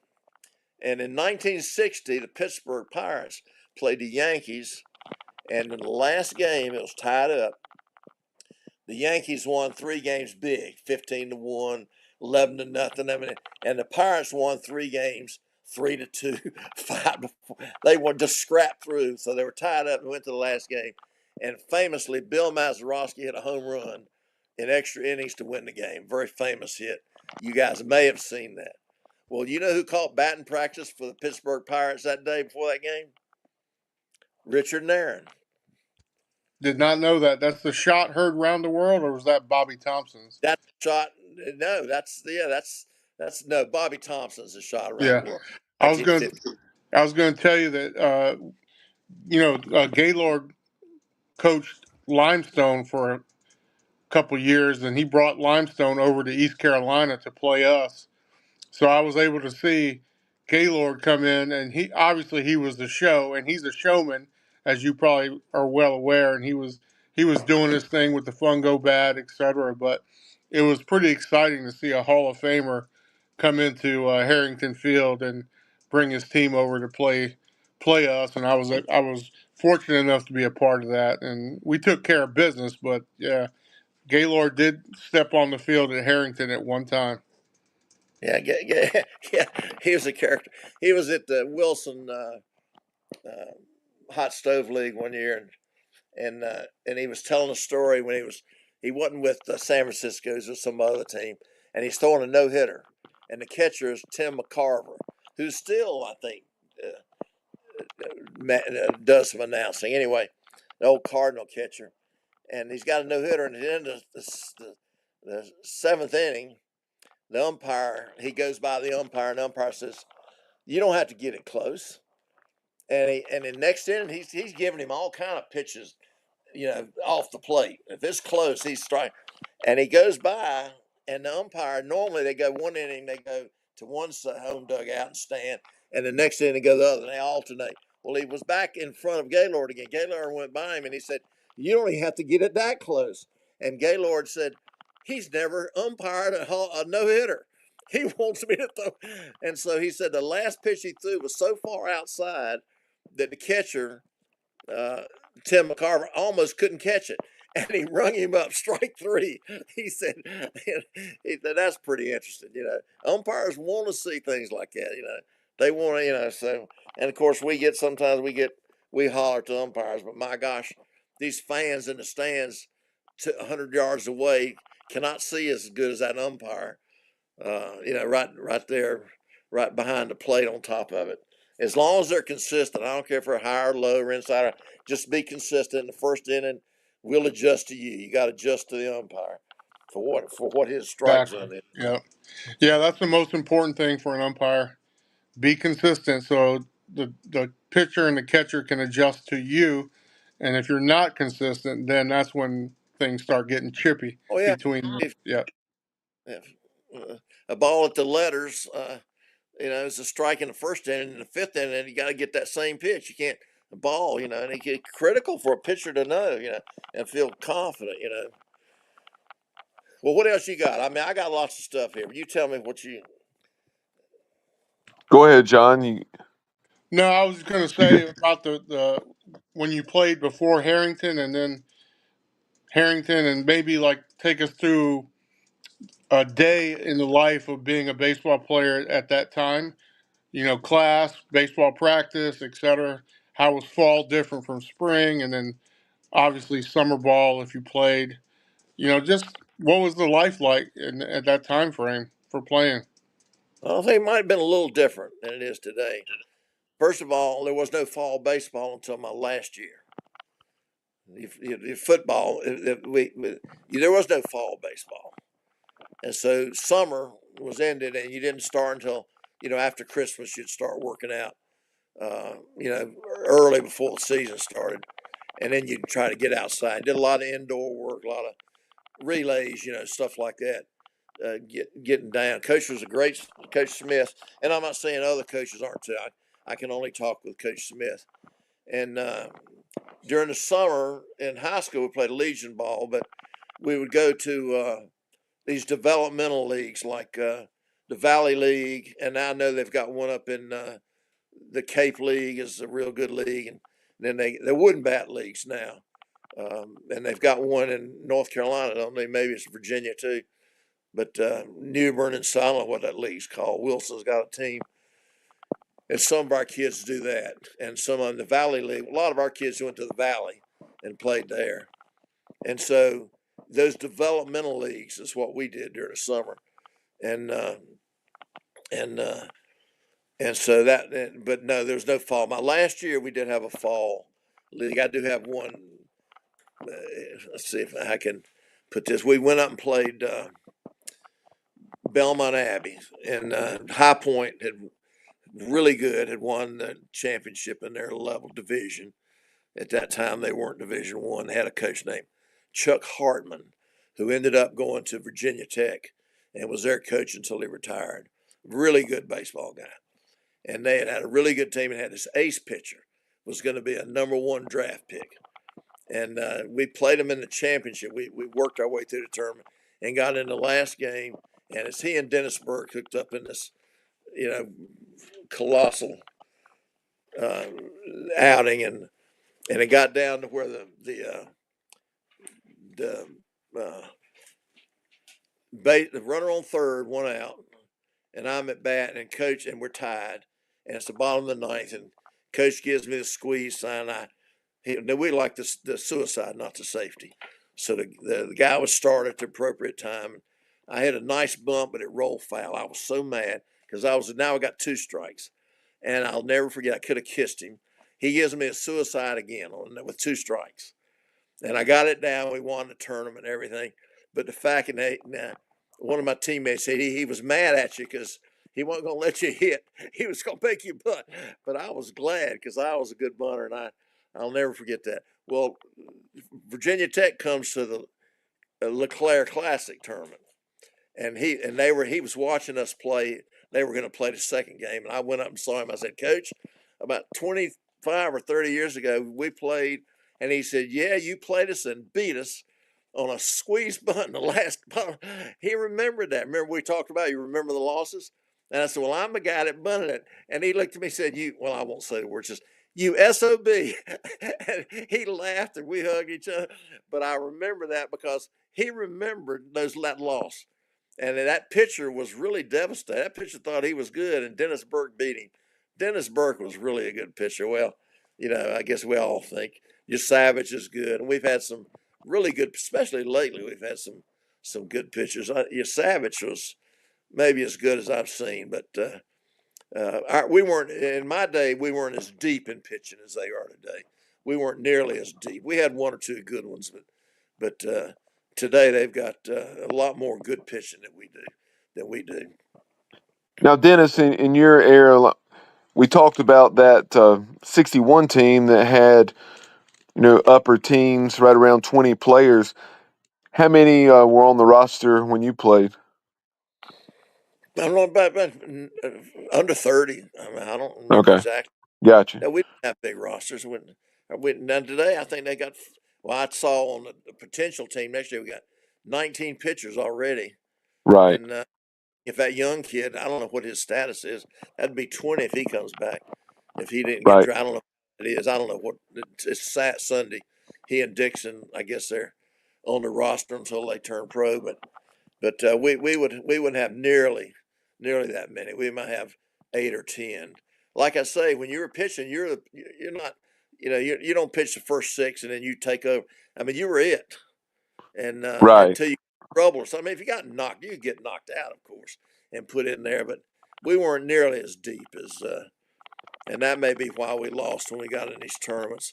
These other teams were deeper than we were in pitching. We'd have, but the player for player, we could match up with them pretty good. Coach Smith was a good recruiter, and he could anyway. We're all part of an East Carolina ball player. We come from good heritage. Yeah. Myself, And the many minions, no good, but we're glad to have been there. The guy that's managing learns as much as the guy that's starting or on the bench, sometimes more. Sometimes that manager makes a better high school coach than the guy that can hit 400 because he doesn't know how he did it. The average guy that can, a 250 hitter, and he does everything he's supposed to do and hits 275 or 300, maybe, the guy that can hit 350 but doesn't he does a lot of things bad, never tries to improve, and ends up hitting 310 or 300. Sometimes those other guys make great. We had a shortstop. What was his name? He's from Whiteville. Anyway, yeah, he's Turner years Brown, he's down at Jacksonville not now. a great ball player, but he did everything right. I mean, he listened. He was coachable, and now he went and coached in high school. And he won a state championship, and I think this year he went to Florida to some school as an assistant coach. Now Yeah, he'll make a good coach one day, real good coach. Because I mean, he may not have hit 500 or anything or All American, but boy, he'd be a great coach and nice boy too. yeah. Colby Bortles, who had been with Cliff at Ole Miss and then at East Carolina, Colby went to Jacksonville University, and now, like you mentioned, Turner Brown is down there Yeah, with the Jacksonville Dolphins. But yeah. but yeah, the great example there with Turner Brown as far as not being the most toolsy guy, but just being a heck of a ball player. Oh yeah, he got 110% out of his ability. You know, the big difference in effort there. Now, Dennis, something I did notice on the ECU, library Joiner library website, something that I dug up out of the archives here. I think this was taking place in either 70 or 71, so right after you've been gone 2 or 3 years. But it said the Pirates are to play 36 summer games in North Carolina's baseball collegiate league. It said East Carolina is one of 5 charter members of the new North Carolina Collegiate Baseball League, and then also included the University of North Carolina, Lewisburg, Campbell, and UNC Wilmington. And each team would play a 36-game schedule, meeting each of the other 4 teams 9 times. Do you remember anything about that? Or Absolutely okay, no. it said it was coached by Earl Smith and George Williams. Yeah, it's one of those developmental leagues they started, and that's great. And the more you play, the better you get, and you have more memories. Because things are going to happen, good and bad, and hopefully you learn from them. But I'm gonna have great memories of my time, and uh, playing summer ball. Loved the kids; they were great, and just a lot of memories from. I'm proud of my teammates. Now I hope they're not ashamed of me, but so many of my teammates turned out pretty good, and I'm proud of them. Yep, and slightly prior to your time with that 1961 team, that team has been recognized a few times down through the years. And I remember several years ago now, remember when Earl Boykin threw out the first pitch? Well, in 60, Billy Godwin had a 61 team back in 2011, 50th anniversary.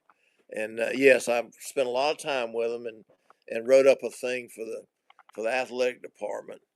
And as a boy from the school that joined me, he went down to Ocean Isle Beach and was working on a newspaper down there. But we wrote a nice article, and it was great. I remember it vividly. They got all the ones that came back, and I think there were about 11 of them came back at that time, and they threw out the first pitch. They lined up. I remember that vividly. Yes. You referenced that 2001 team. You talked about that '09 team where the Pirates came back and beat South Carolina twice at Clark LeClaire. The first regional hosted on campus. After the Pirates, had not hosted the first, I guess, 5 seasons of or 4 seasons of the ballpark. But tremendous run the program has been on under Cliff Godwin, having won either the regular season or the conference tournament in 7 or 8 consecutive seasons now. Um, what are some of your memories? Your favorite memories. You referenced the Texas Super Regional, which obviously went the wrong way, but so many excellent memories. Of the last 10 years. Oh gosh, well, you're kind of putting me on the spot here. I don't know that Right. I can put a lot of them right off the top, but I can tell you a few there, and I'm proud of the way they played. I can remember some great plays. That Whitehead boy went running in the right field fence one time, and I don't know why top half of him didn't keep going, and the bottom half stopped and made a catch. Boy, he's a wall banger. And this year, that little center fielder we had, uh, Riley Johnson, did the same thing out in right center field. Went wide open, ran up there and caught that ball. He was on TV all the time. He was amazing. He had, there was no lack of effort. Boy, he could put the effort into it.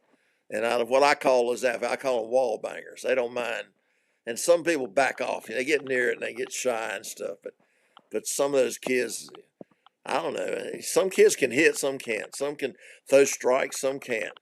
The one thing about it, John will testify. In my day, that plate was 17 inches, and in your day, it was John. It was 17 inches, and next year it's going to be 17 inches. It doesn't change, and that's one of the wonderful things about baseball. You got to throw that ball over the plate. If you can't throw strikes, you can't pitch. Coach Smith used to say, if you can't bunt, you can't play baseball. Now I don't know about today. I think they don't. Jim O'Sullivan and I talk about the kids today. Their technique is a little different than we used to use, and I don't think they bunt as well. But that's maybe because of the home run. We couldn't. The home runs emphasized so much. Guys are on the end of the bat. You very seldom see a kid choke up anymore, and just put the ball in play, and so and we never shifted. There was no shift in my day. And I feel like if you shift, you take something away, but you give something too. And I think you lose the double play a little bit, and guys that can hit behind the runner, you shift to the left, the guy can hit to the right. A hit and run, you run the guy so the second baseman moves towards second and opens up the right side. Well, when you shift, you're doing that right off the bat, and you're just giving a single to right, so. And I don't think they can do a double play as good. So, but I'm sure they do what they call stats today and all this stuff. And so I'm not trying to coach. I'm just my biased observation for what it's worth. Well, Dennis, I'm not a big fan of the shift myself, but it does definitely take away from the natural double play. When you shift, it becomes a weird type of double play. Sometimes the shortstop's at second, the third baseman's coming over. It's just a strange looking setup, and it does create a new way of trying to make a double play, and I think it does take away from that. So All right, I John. totally agree. Yeah, I I, agree with you there. okay, I'm not going to argue with you, but I will say the ball's hit to the third baseman. If you're normal, the second baseman's coming right towards second towards you. Yeah, If he's in behind, he's coming from left to right. That's a lot harder target to hit. And, it is. and if you're at second uh, and the ball's hit the shortstop, it's awkward to. I don't know. It just seems awkward to me. Yeah, And I've just it does. It creates that awkward situation where they have to figure it out on the fly versus what they grew up and learned how to do with double play. So, yeah, well, I've watched other teams. I watched when we played down in Fayetteville, not last year, year before. Root pitched and beat them, but they played straight and they got all kind of double. We went like for a month and didn't get a double play that year. And they Carolina got about three in one game and stayed in the game. Well, we ended up beating them, but I just and that's just my opinion. I'm not I'm an old dinosaur, so what do I know? But the baseball fundamentals don't change, and no matter where you are, you want to get ahead with the pitcher. And Coach Smith used to tell me, he said, I don't care who he is, don't walk him. If it counts, his guys hits 500 home runs, and he's batting 400. You walk him, but you throw it, he's going to get out 6 out of 10. His odds are still in your favor. Don't walk him, and I still believe in that. I hate those walks. Those walks will kill you, and uh, and so I still hate the walks as far as pitching goes. If we had to, we just coming down the middle. I mean, don't walk him. And anyway, we're getting real far. We're getting into an area we probably shouldn't get into. I've been told that the coaching staff will coach and we'll cheer. Let's just stick to that. oh yeah, and Cliff Godwin and this staff, you know, I really, I love the way you talk about being able to lay down a bunt and how many teams can't do it. And we saw this year, and you see it happen most years, where teams are burnt by it because they can't lay one down, um, or they choose not to because they know they don't have the ability to, or there's just philosophical differences there.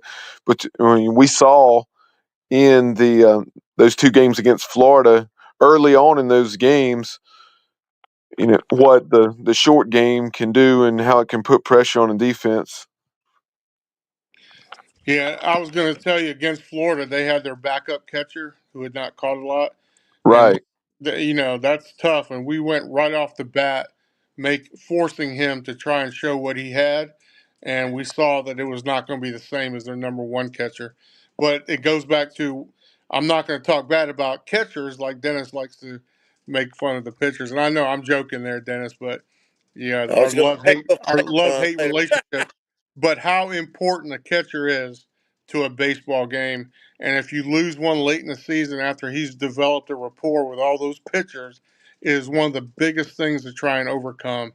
And then obviously Coastal's catcher was top notch when handling his pitching staff, et cetera. But yeah, catching position, you're the field general, you're in charge, and there's a reason why a lot of those guys become coaches later in life.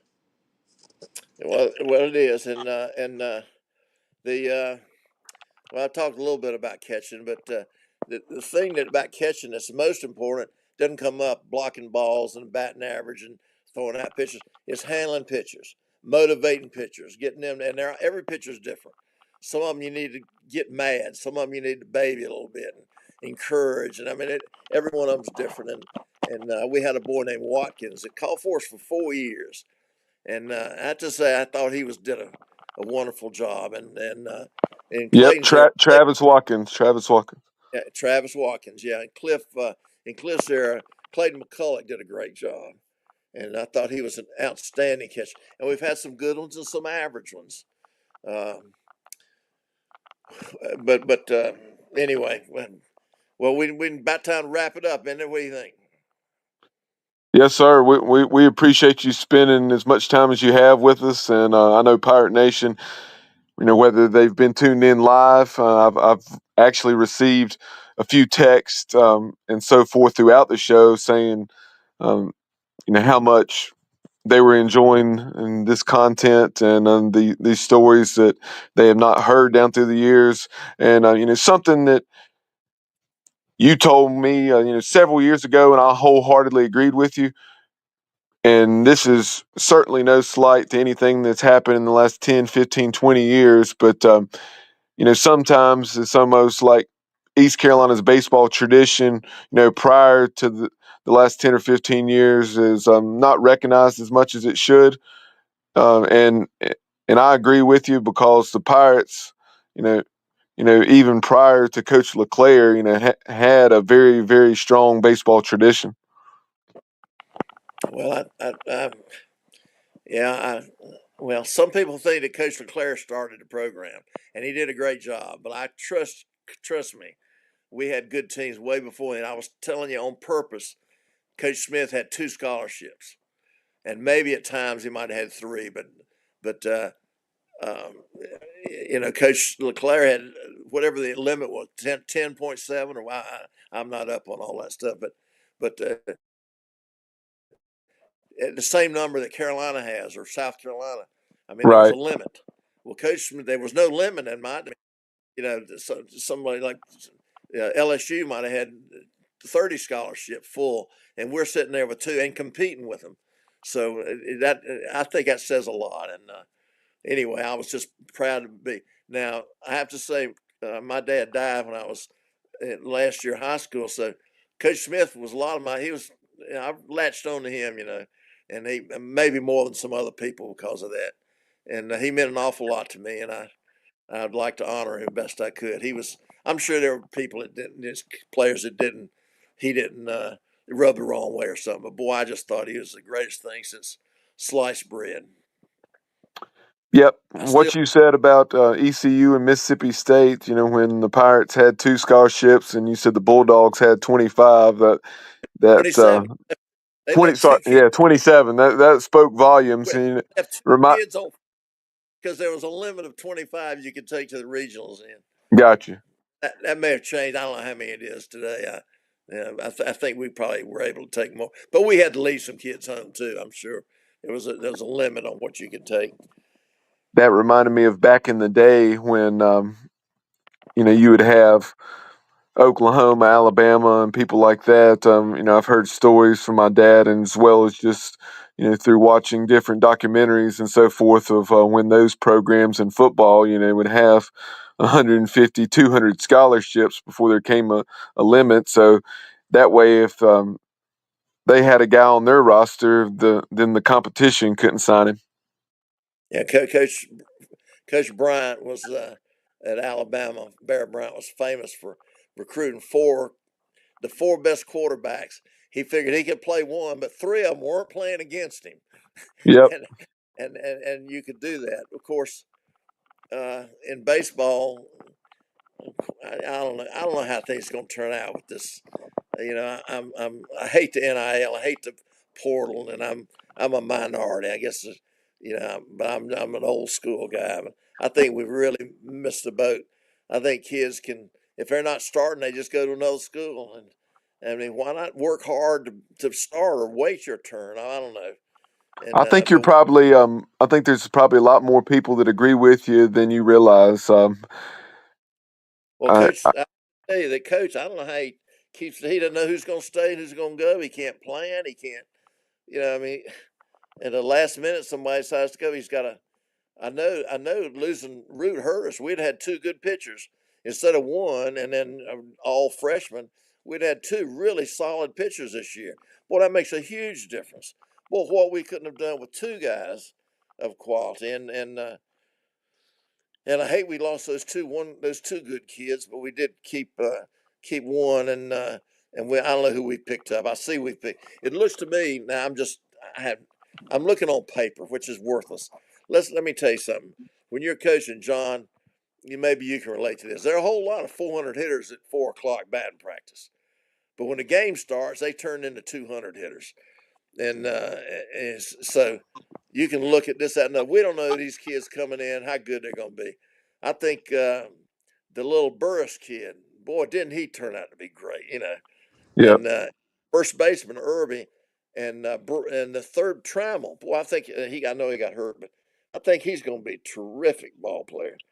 But and every year there's some disappointments and some uh, surprises, and next year will be no different. We're going to have some surprises. One or two players going to come out and it's going to be great. Big improvements or somebody we hadn't expected, and there's going to be some disappointments. Somebody we were counting on and whatever doesn't click, and they were this year. And we can talk about the surprises. Let's don't talk about the disappointments. But every year is going to be the same thing, and I worked for a famous coach, Bob Jameson in Greensboro, maybe the best North Carolina high school coach ever of all time. And he said the secret to coaching is everybody's got the same problems, and the coach that's in that problem's going to be too many tight ends, no tackles, or too many first basemen, no third basemen. And the coach that can solve that problem is going to be successful, and the coach that that'll be the day, and that's true every year. Now this year, shortstop seemed about a problem. We didn't solve it until the end of the year or toward the end of the year, and we had a little trouble there. And starting pitchers, we didn't quite. We first guy, but we couldn't quite solve the rest of it. And next year will be something different. Maybe we'll be solid at starters, don't have a closer, or maybe two of the outfielders are good, and we don't have the third one. But I think this year, one game, we started 7 freshmen, counting the pitcher. We had 5 or 6, 7 freshmen one game, and usually every game we started about 4 or 5, didn't we? And boy, that's so we're next year. I'm looking at the lineup. I think we're going to be pretty good. I think we're going to be really good. Of course, who knows? But I'm looking forward to it. I can't wait. I can't wait for fall ball, and I can't wait for the regular season to start. Hope to be there. Yep. That's a nice segue as we're wrapping this up on couple more topics. Kind of revisiting some things that John and I, as well as Johnny Robertson, aka Johnny Stats, have discussed on recent shows, and that is, as you see there, the graphic on the screen, the guys that have made the commitment to be back in 2026. Whether it is a Braden Burris and Ethan Norby. Um, Braxton Trammell, Colby Wallace, uh, Jack Herring, Alex Peltier, you name it. So many excellent players have made that decision to come back, and then we've added portal pieces. We caught up with transfer a middle infielder, very possibly in the starting shortstop. We shall see, if he wins the job. And that's Carlos Jacome from South Florida. Really like what I've seen and what I've heard from that young man. You also have a transfer pitcher that's a proven commodity in Frank Saccone from St. Joe's. You picked up a couple of quality arms from the Division II ranks like Gavin Marley from Lenore Rhine, and then also Thomas Paxton from Belmont Abbey, and you have Joseph Webb coming in from Liberty. Um, you have Van Kempen, the transfer from West Virginia, who was a preseason All-American this year for a Big 12 team. So many quality pieces. I really like the way Cliff Godwin, Jeff Palumbo, Austin Knight, and staff are building this roster. And what are your thoughts, Dennis, and also John? Well, John, you want to go first, or you want me to? Sure, I'll go. Yeah, as far as the pitching staff goes, it's going to be pretty crowded, and we have 2 from last year that were injured that didn't play all year, and maybe we get them back as well. But it's going to be a crowded staff trying to figure out where everybody fits in the puzzle. And that's what goes back to what Dennis says. This is when some people step up, some don't, and you, as a coach, have to figure out how to glue that pitching staff together. And this year we're very inconsistent. Obviously, we didn't have a consistent weekend rotation, which is typical that most teams will have. So it was kind of you have your Friday starter, and you had Ethan Young who would come in typically, and then you had the other guys. You had to try and figure out how they were going to fit into the weekend, and that may change this upcoming year. So it's very exciting, like Dennis said. I'm looking forward to seeing how this pitching staff unfolds, but I'm very happy with what they got. Yeah, Ethan Orby and Sean Jenkins, you can really count on those guys, to be two of our weekend three. Now it remains to be seen, and nothing's set in stone, obviously. But right now, that would appear to be the case with Norby and Jenkins, and then we'll see if they claim those spots and who that third guy becomes. Whether it may be a Brett Antolik, a Ryan Towers, or one of those newcomers. Colby Weber. I failed to mention our conversation with him. So if you have missed those conversations with Frank Saccone, Carlos Hakame, or Colby Weber, go to our YouTube channel and check those out. Dennis, I know I'm kind of putting you on the spot here, but the guys that you do know about and what the ones that we've been discussing, what are your thoughts on the way the 2026 roster is shaping up? Well, I've taken a piece of paper and written out everybody down and put them in where I think they might go. And looks like we're going to be very, very solid. We got a first baseman coming in. It's got a lot of power, and I'm really high on Irby. I hope he gets better. I hope he doesn't drop, and I think he's got a lot of potential to be terrific. And I think Trammell does too. And but we got this left fielder coming in from junior college or college. Something. It's supposed to be Correct. really. And then we got Jack Bogley. with all kind of speed, and that can't ever. Even if you just use him as a pinch runner occasionally to steal a base or something. So I think outfield we got Herring back, so I think we'll be pretty deep there. I'm at the end of the year, Peltier really seemed to show a spark. I And he's thought he was doing very be well in the good. summer right now as well. Is He's he? had a Well, great. Yep. let me tell you, I went to college. I was 17 going on 13. I mean, I didn't have a clue. I mean, you develop. And I thought, well, he was thrown into the fire he lost a couple of balls there at Duke. He had dropped one. He went up there and he just lost it, and it dropped him. It cost us, hurt us. And and at the end there at Coastal Carolina, boy, he was playing great and like a different kid. So maybe I'm hoping he'll say to himself, like everybody does, and maybe John, you're different, but when I was playing, first time at Baton Little League, I was a deer in the headlights, and it wasn't long. I did something. I figured, hey, I can play here. I can do this, and you feel very confident. And you go to the next level, junior high or high school or whatever. It's the same thing. You don't know, and but at some point you decide, hey, I can play with these guys. And Yep. now once that light bulb comes on, it's a whole lot different. So I'm hoping the light bulb will come on. And To- totally agree there. When I stepped onto to East Carolina campus and started playing against these guys, and I saw all the talent we had in the fall, I got down on myself. I'm like, I don't know if I can do this. And then eventually, the light bulb, as you mentioned, did come on, and I said, "Hey, I can do this." And that it was history from there. But at every level, you have to kind of figure things out, and that light bulb will come on if you do things right. So I agree there. I can Now, remember Dennis, just real quick. Your Savage first game was over at Campbell. It was chilly, and he right. warmed up. It was a relief, and he threw 6 balls in the dirt. And I think the catcher was able to catch a couple. None of them strikes, and he didn't do well. But in one year, he just completely. In his sophomore and senior and junior year, of course, he turned pro. But boy, what an improvement he had made! And I can see that some of these kids they make a jump in improvement, which I'm hoping and with the effort, and I know the coaches are going to do that and defensively, and I think we'll. I mean, there's still some things I don't like. I don't like the first baseman doing the backhand tag. I just don't. I think the standard way is better, but it's just me, and I'm going to It's struggle. not just you. I mentioned that as well to Bubba in the past, but I was going to ask you as far as the catching situation with him having to catch so many innings. What's your theory on that with one catcher mainly for the whole season? Well, I'm like everybody else. He needs it. That's a tough job. I think it hurts his hitting.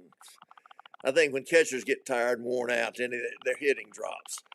A little fresher would help his hitting, but yeah. Well, I'm not there, and I don't know who's back. You can't put somebody back there that's not solid. But if we can get a backup catcher, and if the one we have improves a lot, like I talk about, he's he seems to have some confidence. But I noticed we played him one game again in last season, the last game of the season. They were stealing at will, and he got catcher's got to control that running game. But if we can get a good, I thought he had a good arm, but if we can get a good, if he can improve in his confidence, and we got a recruited catcher coming in too, and he may be good. I don't know, and you go by stats, and that, I'm not sure. You change levels or go, to a different league, and you may drop 100 points in batting average, or maybe you don't drop at all. I don't know. It's all academic, but yeah. I think if you have a situation where you can put in pitchers, Coach LeClair's theory was the starter pitched caught on Friday, Saturday, and the number two always caught Sunday, and that's what he Yeah. did throughout his And career. I, But he I, had good backups, and yeah, Coach O was the same way when I played, and yeah. we were But fortunate enough to he had have good backups. Tommy Eason, and the backup was from Lewisburg Junior College, was a great hitter and great backstop as well. So Coach O Well, was big on that theory as well. Two that, backstop. that Another that's great example. Go ahead, and Dennis. that's the idea. That's my theory. I also, just a personal thing, I don't like catching on one knee. I know that's the thing. Everybody does it. But I think we had in that Coastal game, we brought in the pitcher in the eighth inning, runner on second, and the catcher's on a knee, and the ball goes high inside. It gets by him. The runner goes to third, fly ball. He tags up, and they beat us. Had that ball been able, it had been caught. I mean, I'm just, don't read too much into this, but I'm thinking, had he been not on one knee and could have gotten up higher, and caught that ball, the guy's not on third, and we're still in the game. May have lost anyway, but I watch the guys, and they don't block balls as good on one knee. But that's the newest thing. Everybody does it. I know almost not everybody, but most people now catch it on one knee. That's the newest thing, and I'm old school. I'm old school in almost everything. The music I listen to, and the cars I drive, and everything, and my tech skills, as Bubba can testify. Now, Dennis, you talked about Clayton McCullough and Cliff Godwin there in the 2001 season. In 2021, you had Seth Cadell and Ben Newton. That was an excellent 1-2 combination there, where you had a reliable second catcher you could turn to, and of course Ben became the starter in 2022. And and We had a boy one go ahead. time, backup Poppich boy, Yep, Poppich, yeah, and he was a backup. He was terrific. I mean, John Poppert. Poppert, yeah, John Poppert was a backup for us, and he became a starter. But for a couple of years there, I think he was a backup. And these days, he'd have probably portaled out. I mean, that's the whole thing. If kids just, I don't know, I don't know, Cliff's. Maybe I think a lot of these old coaches are just gonna get out. The heck with this. How do you keep the chemistry? How do you plan for the next year? There's so many problems, and maybe it'll all shake out in the end. But I'm not a fan of the portal. If they want to change schools and sit out a year, I'm up for that. And of course, the money thing, I don't. There are a lot of test tubes and books in the library, and test tubes could be bought for the science building. That's being spent on well. Let me just get off that. I'll stop right there on that. All right. Final thing we have for you. Earlier, you were talking about some of the guys that the East Carolina program put into the big leagues back in your time. This year, the Pirates have 6 guys in the big leagues: Alec Burleson, Gavin Williams, Zach Agnos, Sean Armstrong, Jeff Hoffman, and then Connor Norby, as you see there on the screen for our viewers. And you could very well have a Trey Savage with the way the Blue Jays are playing. John and I have talked about him being brought up late in the season. He's currently pitching very well for AA New Hampshire for the Fisher Cats up in Manchester, New Hampshire. So when you see all the success that these guys are having in the big leagues and guys like Atreya Savage on the way to the big leagues in the near future, hopefully, what are your thoughts? Well, I have two comments. I think that's great. So proud of them, but a lot of guys. I don't mean this negative now. I'm proud of those guys, but a lot of guys are great college players, but don't make good pros. And I'm talking about the center fielder we just had, Riley Johnson. He doesn't pass the eye test. He's not big. He doesn't have a lot of power, but boy, what hard! He's a great college player, and a lot of people. Uh, Lane uh, Hoover. Hoover, yeah. I mean, those guys. Now they don't make it to the major leagues, but boy, as far as when they played here, they were every bit as good and important and critical to the team. And we've got some guys. I mean, this little Burris, second base, outfielder slash freshman kid. We got it ended up at second base. Now he's probably not going to be a pro. He's not that big, but boy, he's going to be a great college player. So proud of him. And I hope if he doesn't have to improve, if he just continues to do what he's doing, and will say that Rooster Nairn in my day with the wooden bats hit 452, and uh, Carlton Barnes hit 472, 472, and one year he hit 447, 472. And when Carlton was in the minor leagues, he was a real good student, smart kid. And he led the league in every professional league he played in. And he was with Cincinnati, I think. And he decided he'd go into business and went up in Charlotte, went into business and in insurance. And I think he's done financially extremely well. But kids that make it, and I tell you, with some of the kids I didn't think would go very far, end up going pretty far. And that Cotton, Jarrell Cotton, or what, I thought he was just an average, a little, but he got to the major leagues. And then some guys I think for sure are gonna make it, don't. So, you know, but the major leaguer's only there for an average of 3 years, and so he's got the rest of his life to do something. And I thought so. I'm proud of all of them when they get there. The money they make. Woo. And Clayton McCullough, he's doing an excellent job managing the Well, Miami Marlins, and they just had their 11-game road win streak snapped by the Cincinnati Reds, I think it was, in the last night or two, and of course Connor Norby playing for him, and then you have Sam Nairn, who's in the pitching coordinator for the Nats. And you got a tie there with Mackenzie Gore, who, of course, I guess was taken second overall by the Padres. Otherwise, he's a Pirate. well, yes, Sam's a really good kid and comes from good lineage. Believe me, his uncles are baseball people, and his grandfather and his dad. Johnny And and Jerry, etc. The it, Nairn family is a huge, yeah, John played for us. He was a catcher for us yeah, after me. Younger, but yeah, a little he's younger. yeah, and he's and his brother. But so we've got a lot of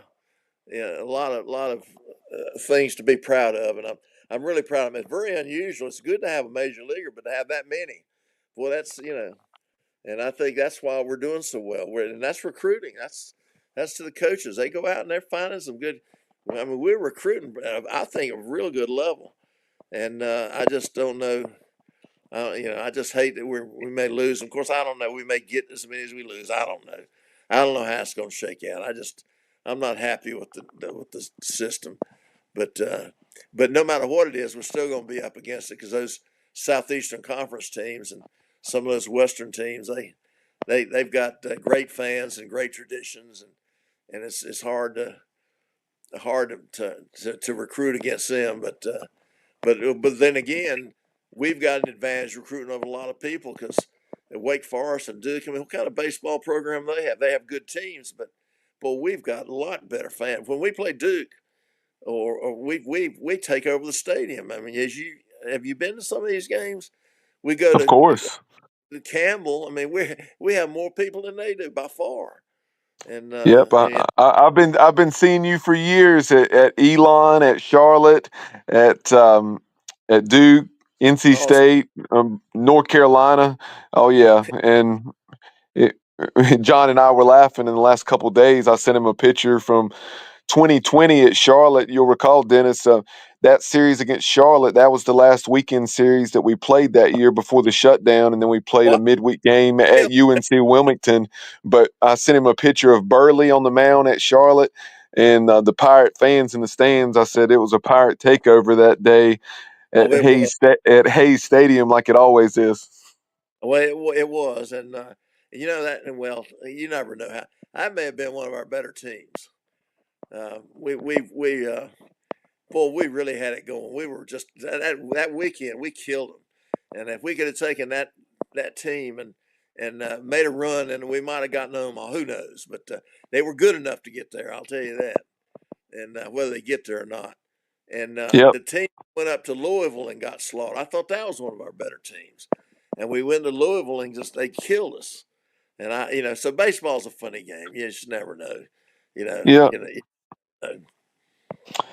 Yep, that series at Louisville was certainly the imperfect storm from the standpoint of Louisville is absolutely loaded, and then we had to turn around and play the first super regional on the road, which is just part of it. But we still had to play the first one on the road after being the last regional to finish, and part of that was our own doing because we lost that first game to Quinnipiac, and then had to battle our way back, beating NC State when Jake Agnos threw an absolute gem, and then beat Quinnipiac, and then beat Campbell twice, and Yeah.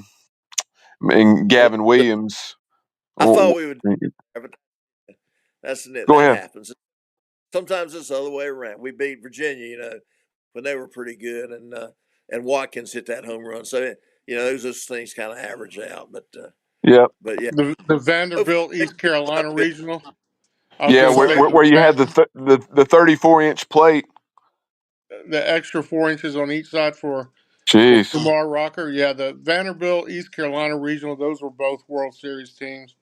Obviously, they're playing in a super regional, so one had to go. I was going to mention to you that the Louisville head coach actually was on that Citadel team that made their run to the World Series back I in the did day. not know that. Yep. Yep. That's your vintage. He's one of your vintage guys, John. Yes, sir. Yes, he is. And then you also had the Mississippi State coach. They got fired this year, Chris Lamonis. And you didn't realize that the way you did Dan O'Donnell, but or Dan McDonald, I guess it is, but he was actually on that roster as well, right? Well, he was, but he had gotten injured, so he was not down at the regional with the rest of the guys. Well, he might have been, but he wasn't on the roster down there at that when they made their run. We Gotcha. came off beating South Florida, and then we're up against Citadel like we were supposed to be, All American on the mound, and they came back and beat us, and they ended up beating NC State and Miami and moving on to the. So yeah, anything can happen in regionals. It's just sometimes the best teams don't make it. We've had a lot of teams that are College World Series teams that have just fell short. And that's just baseball. I mean, it's an abrupt ending. Well, Dennis, we appreciate you being so generous with your time and spending about 2.5 hours with us. The time flies when you're having fun and you're talking Pirate baseball, past and present. And yeah, we really, really thank you for all you do for the Pirates. I know you're a humble guy, but the way you support the program, like you mentioned, going to so many games, and I know there are a lot of fans that do. But thanks so much for your support, and we'd love to have you back on sometime during the season to talk some Pirate baseball. Well, I'd love to do it. I appreciate you having me, and John, I hope you'll come by and meet me. I'd like to meet you and Yeah, teach well, teach we more. we've met before in passing, but we've probably this was the first time we officially met. But yeah, next time we'll have a good discussion, and I'm sure you and I can talk baseball for days. So I can tell Well, that. Bubba, tell you where I sit in the stadium, and you can Yeah, find me at every practice, and I'm looking forward to fall ball. And football is coming up here pretty fast. We got our tickets to the Coastal game today through somehow Hub Stub or something. I don't know, Stub yeah, Hub or something. Anyway, yeah. and It'll be interesting to see who the Pirates play this fall. On the diamond, you're allowed 2 games. We've played Liberty, Clemson, Pitt last year. In addition to it, Pitt, we were it, supposed to play App State. Unfortunately, because of the hurricane and the impact there, we were not able to get that game in against App State. So we'll see who we play this year. Okay, well, and I'm looking forward to remember there are a lot of guys that hit 500 at batting practice at 4 o'clock, and at 6 o'clock when the game starts, you don't know what you're gonna get. So I'm hoping we have a lot of guys that look good on paper, but I hope that they can perform when the gun goes. They say play ball, and we'll see how it goes. Thanks, guys. I appreciate it. Have a good evening. No doubt. Yeah, thank Pirate you, Dan. Nation, Pirate Nation. That is ECU baseball alum Dennis Barbour. Longtime supporter of the program since its playing days, and just a wealth of knowledge on East Carolina baseball. We appreciate everyone tuning in. Be sure to follow us on social media on X, Instagram, and YouTube at Jungle Tales Pod. We can also be found on Facebook simply by searching Jungle Tales Pirate Baseball Podcast, as well as Spotify. But that will do it for this edition of Jungle Tales. We'll talk to you soon. And as always, go Pirates.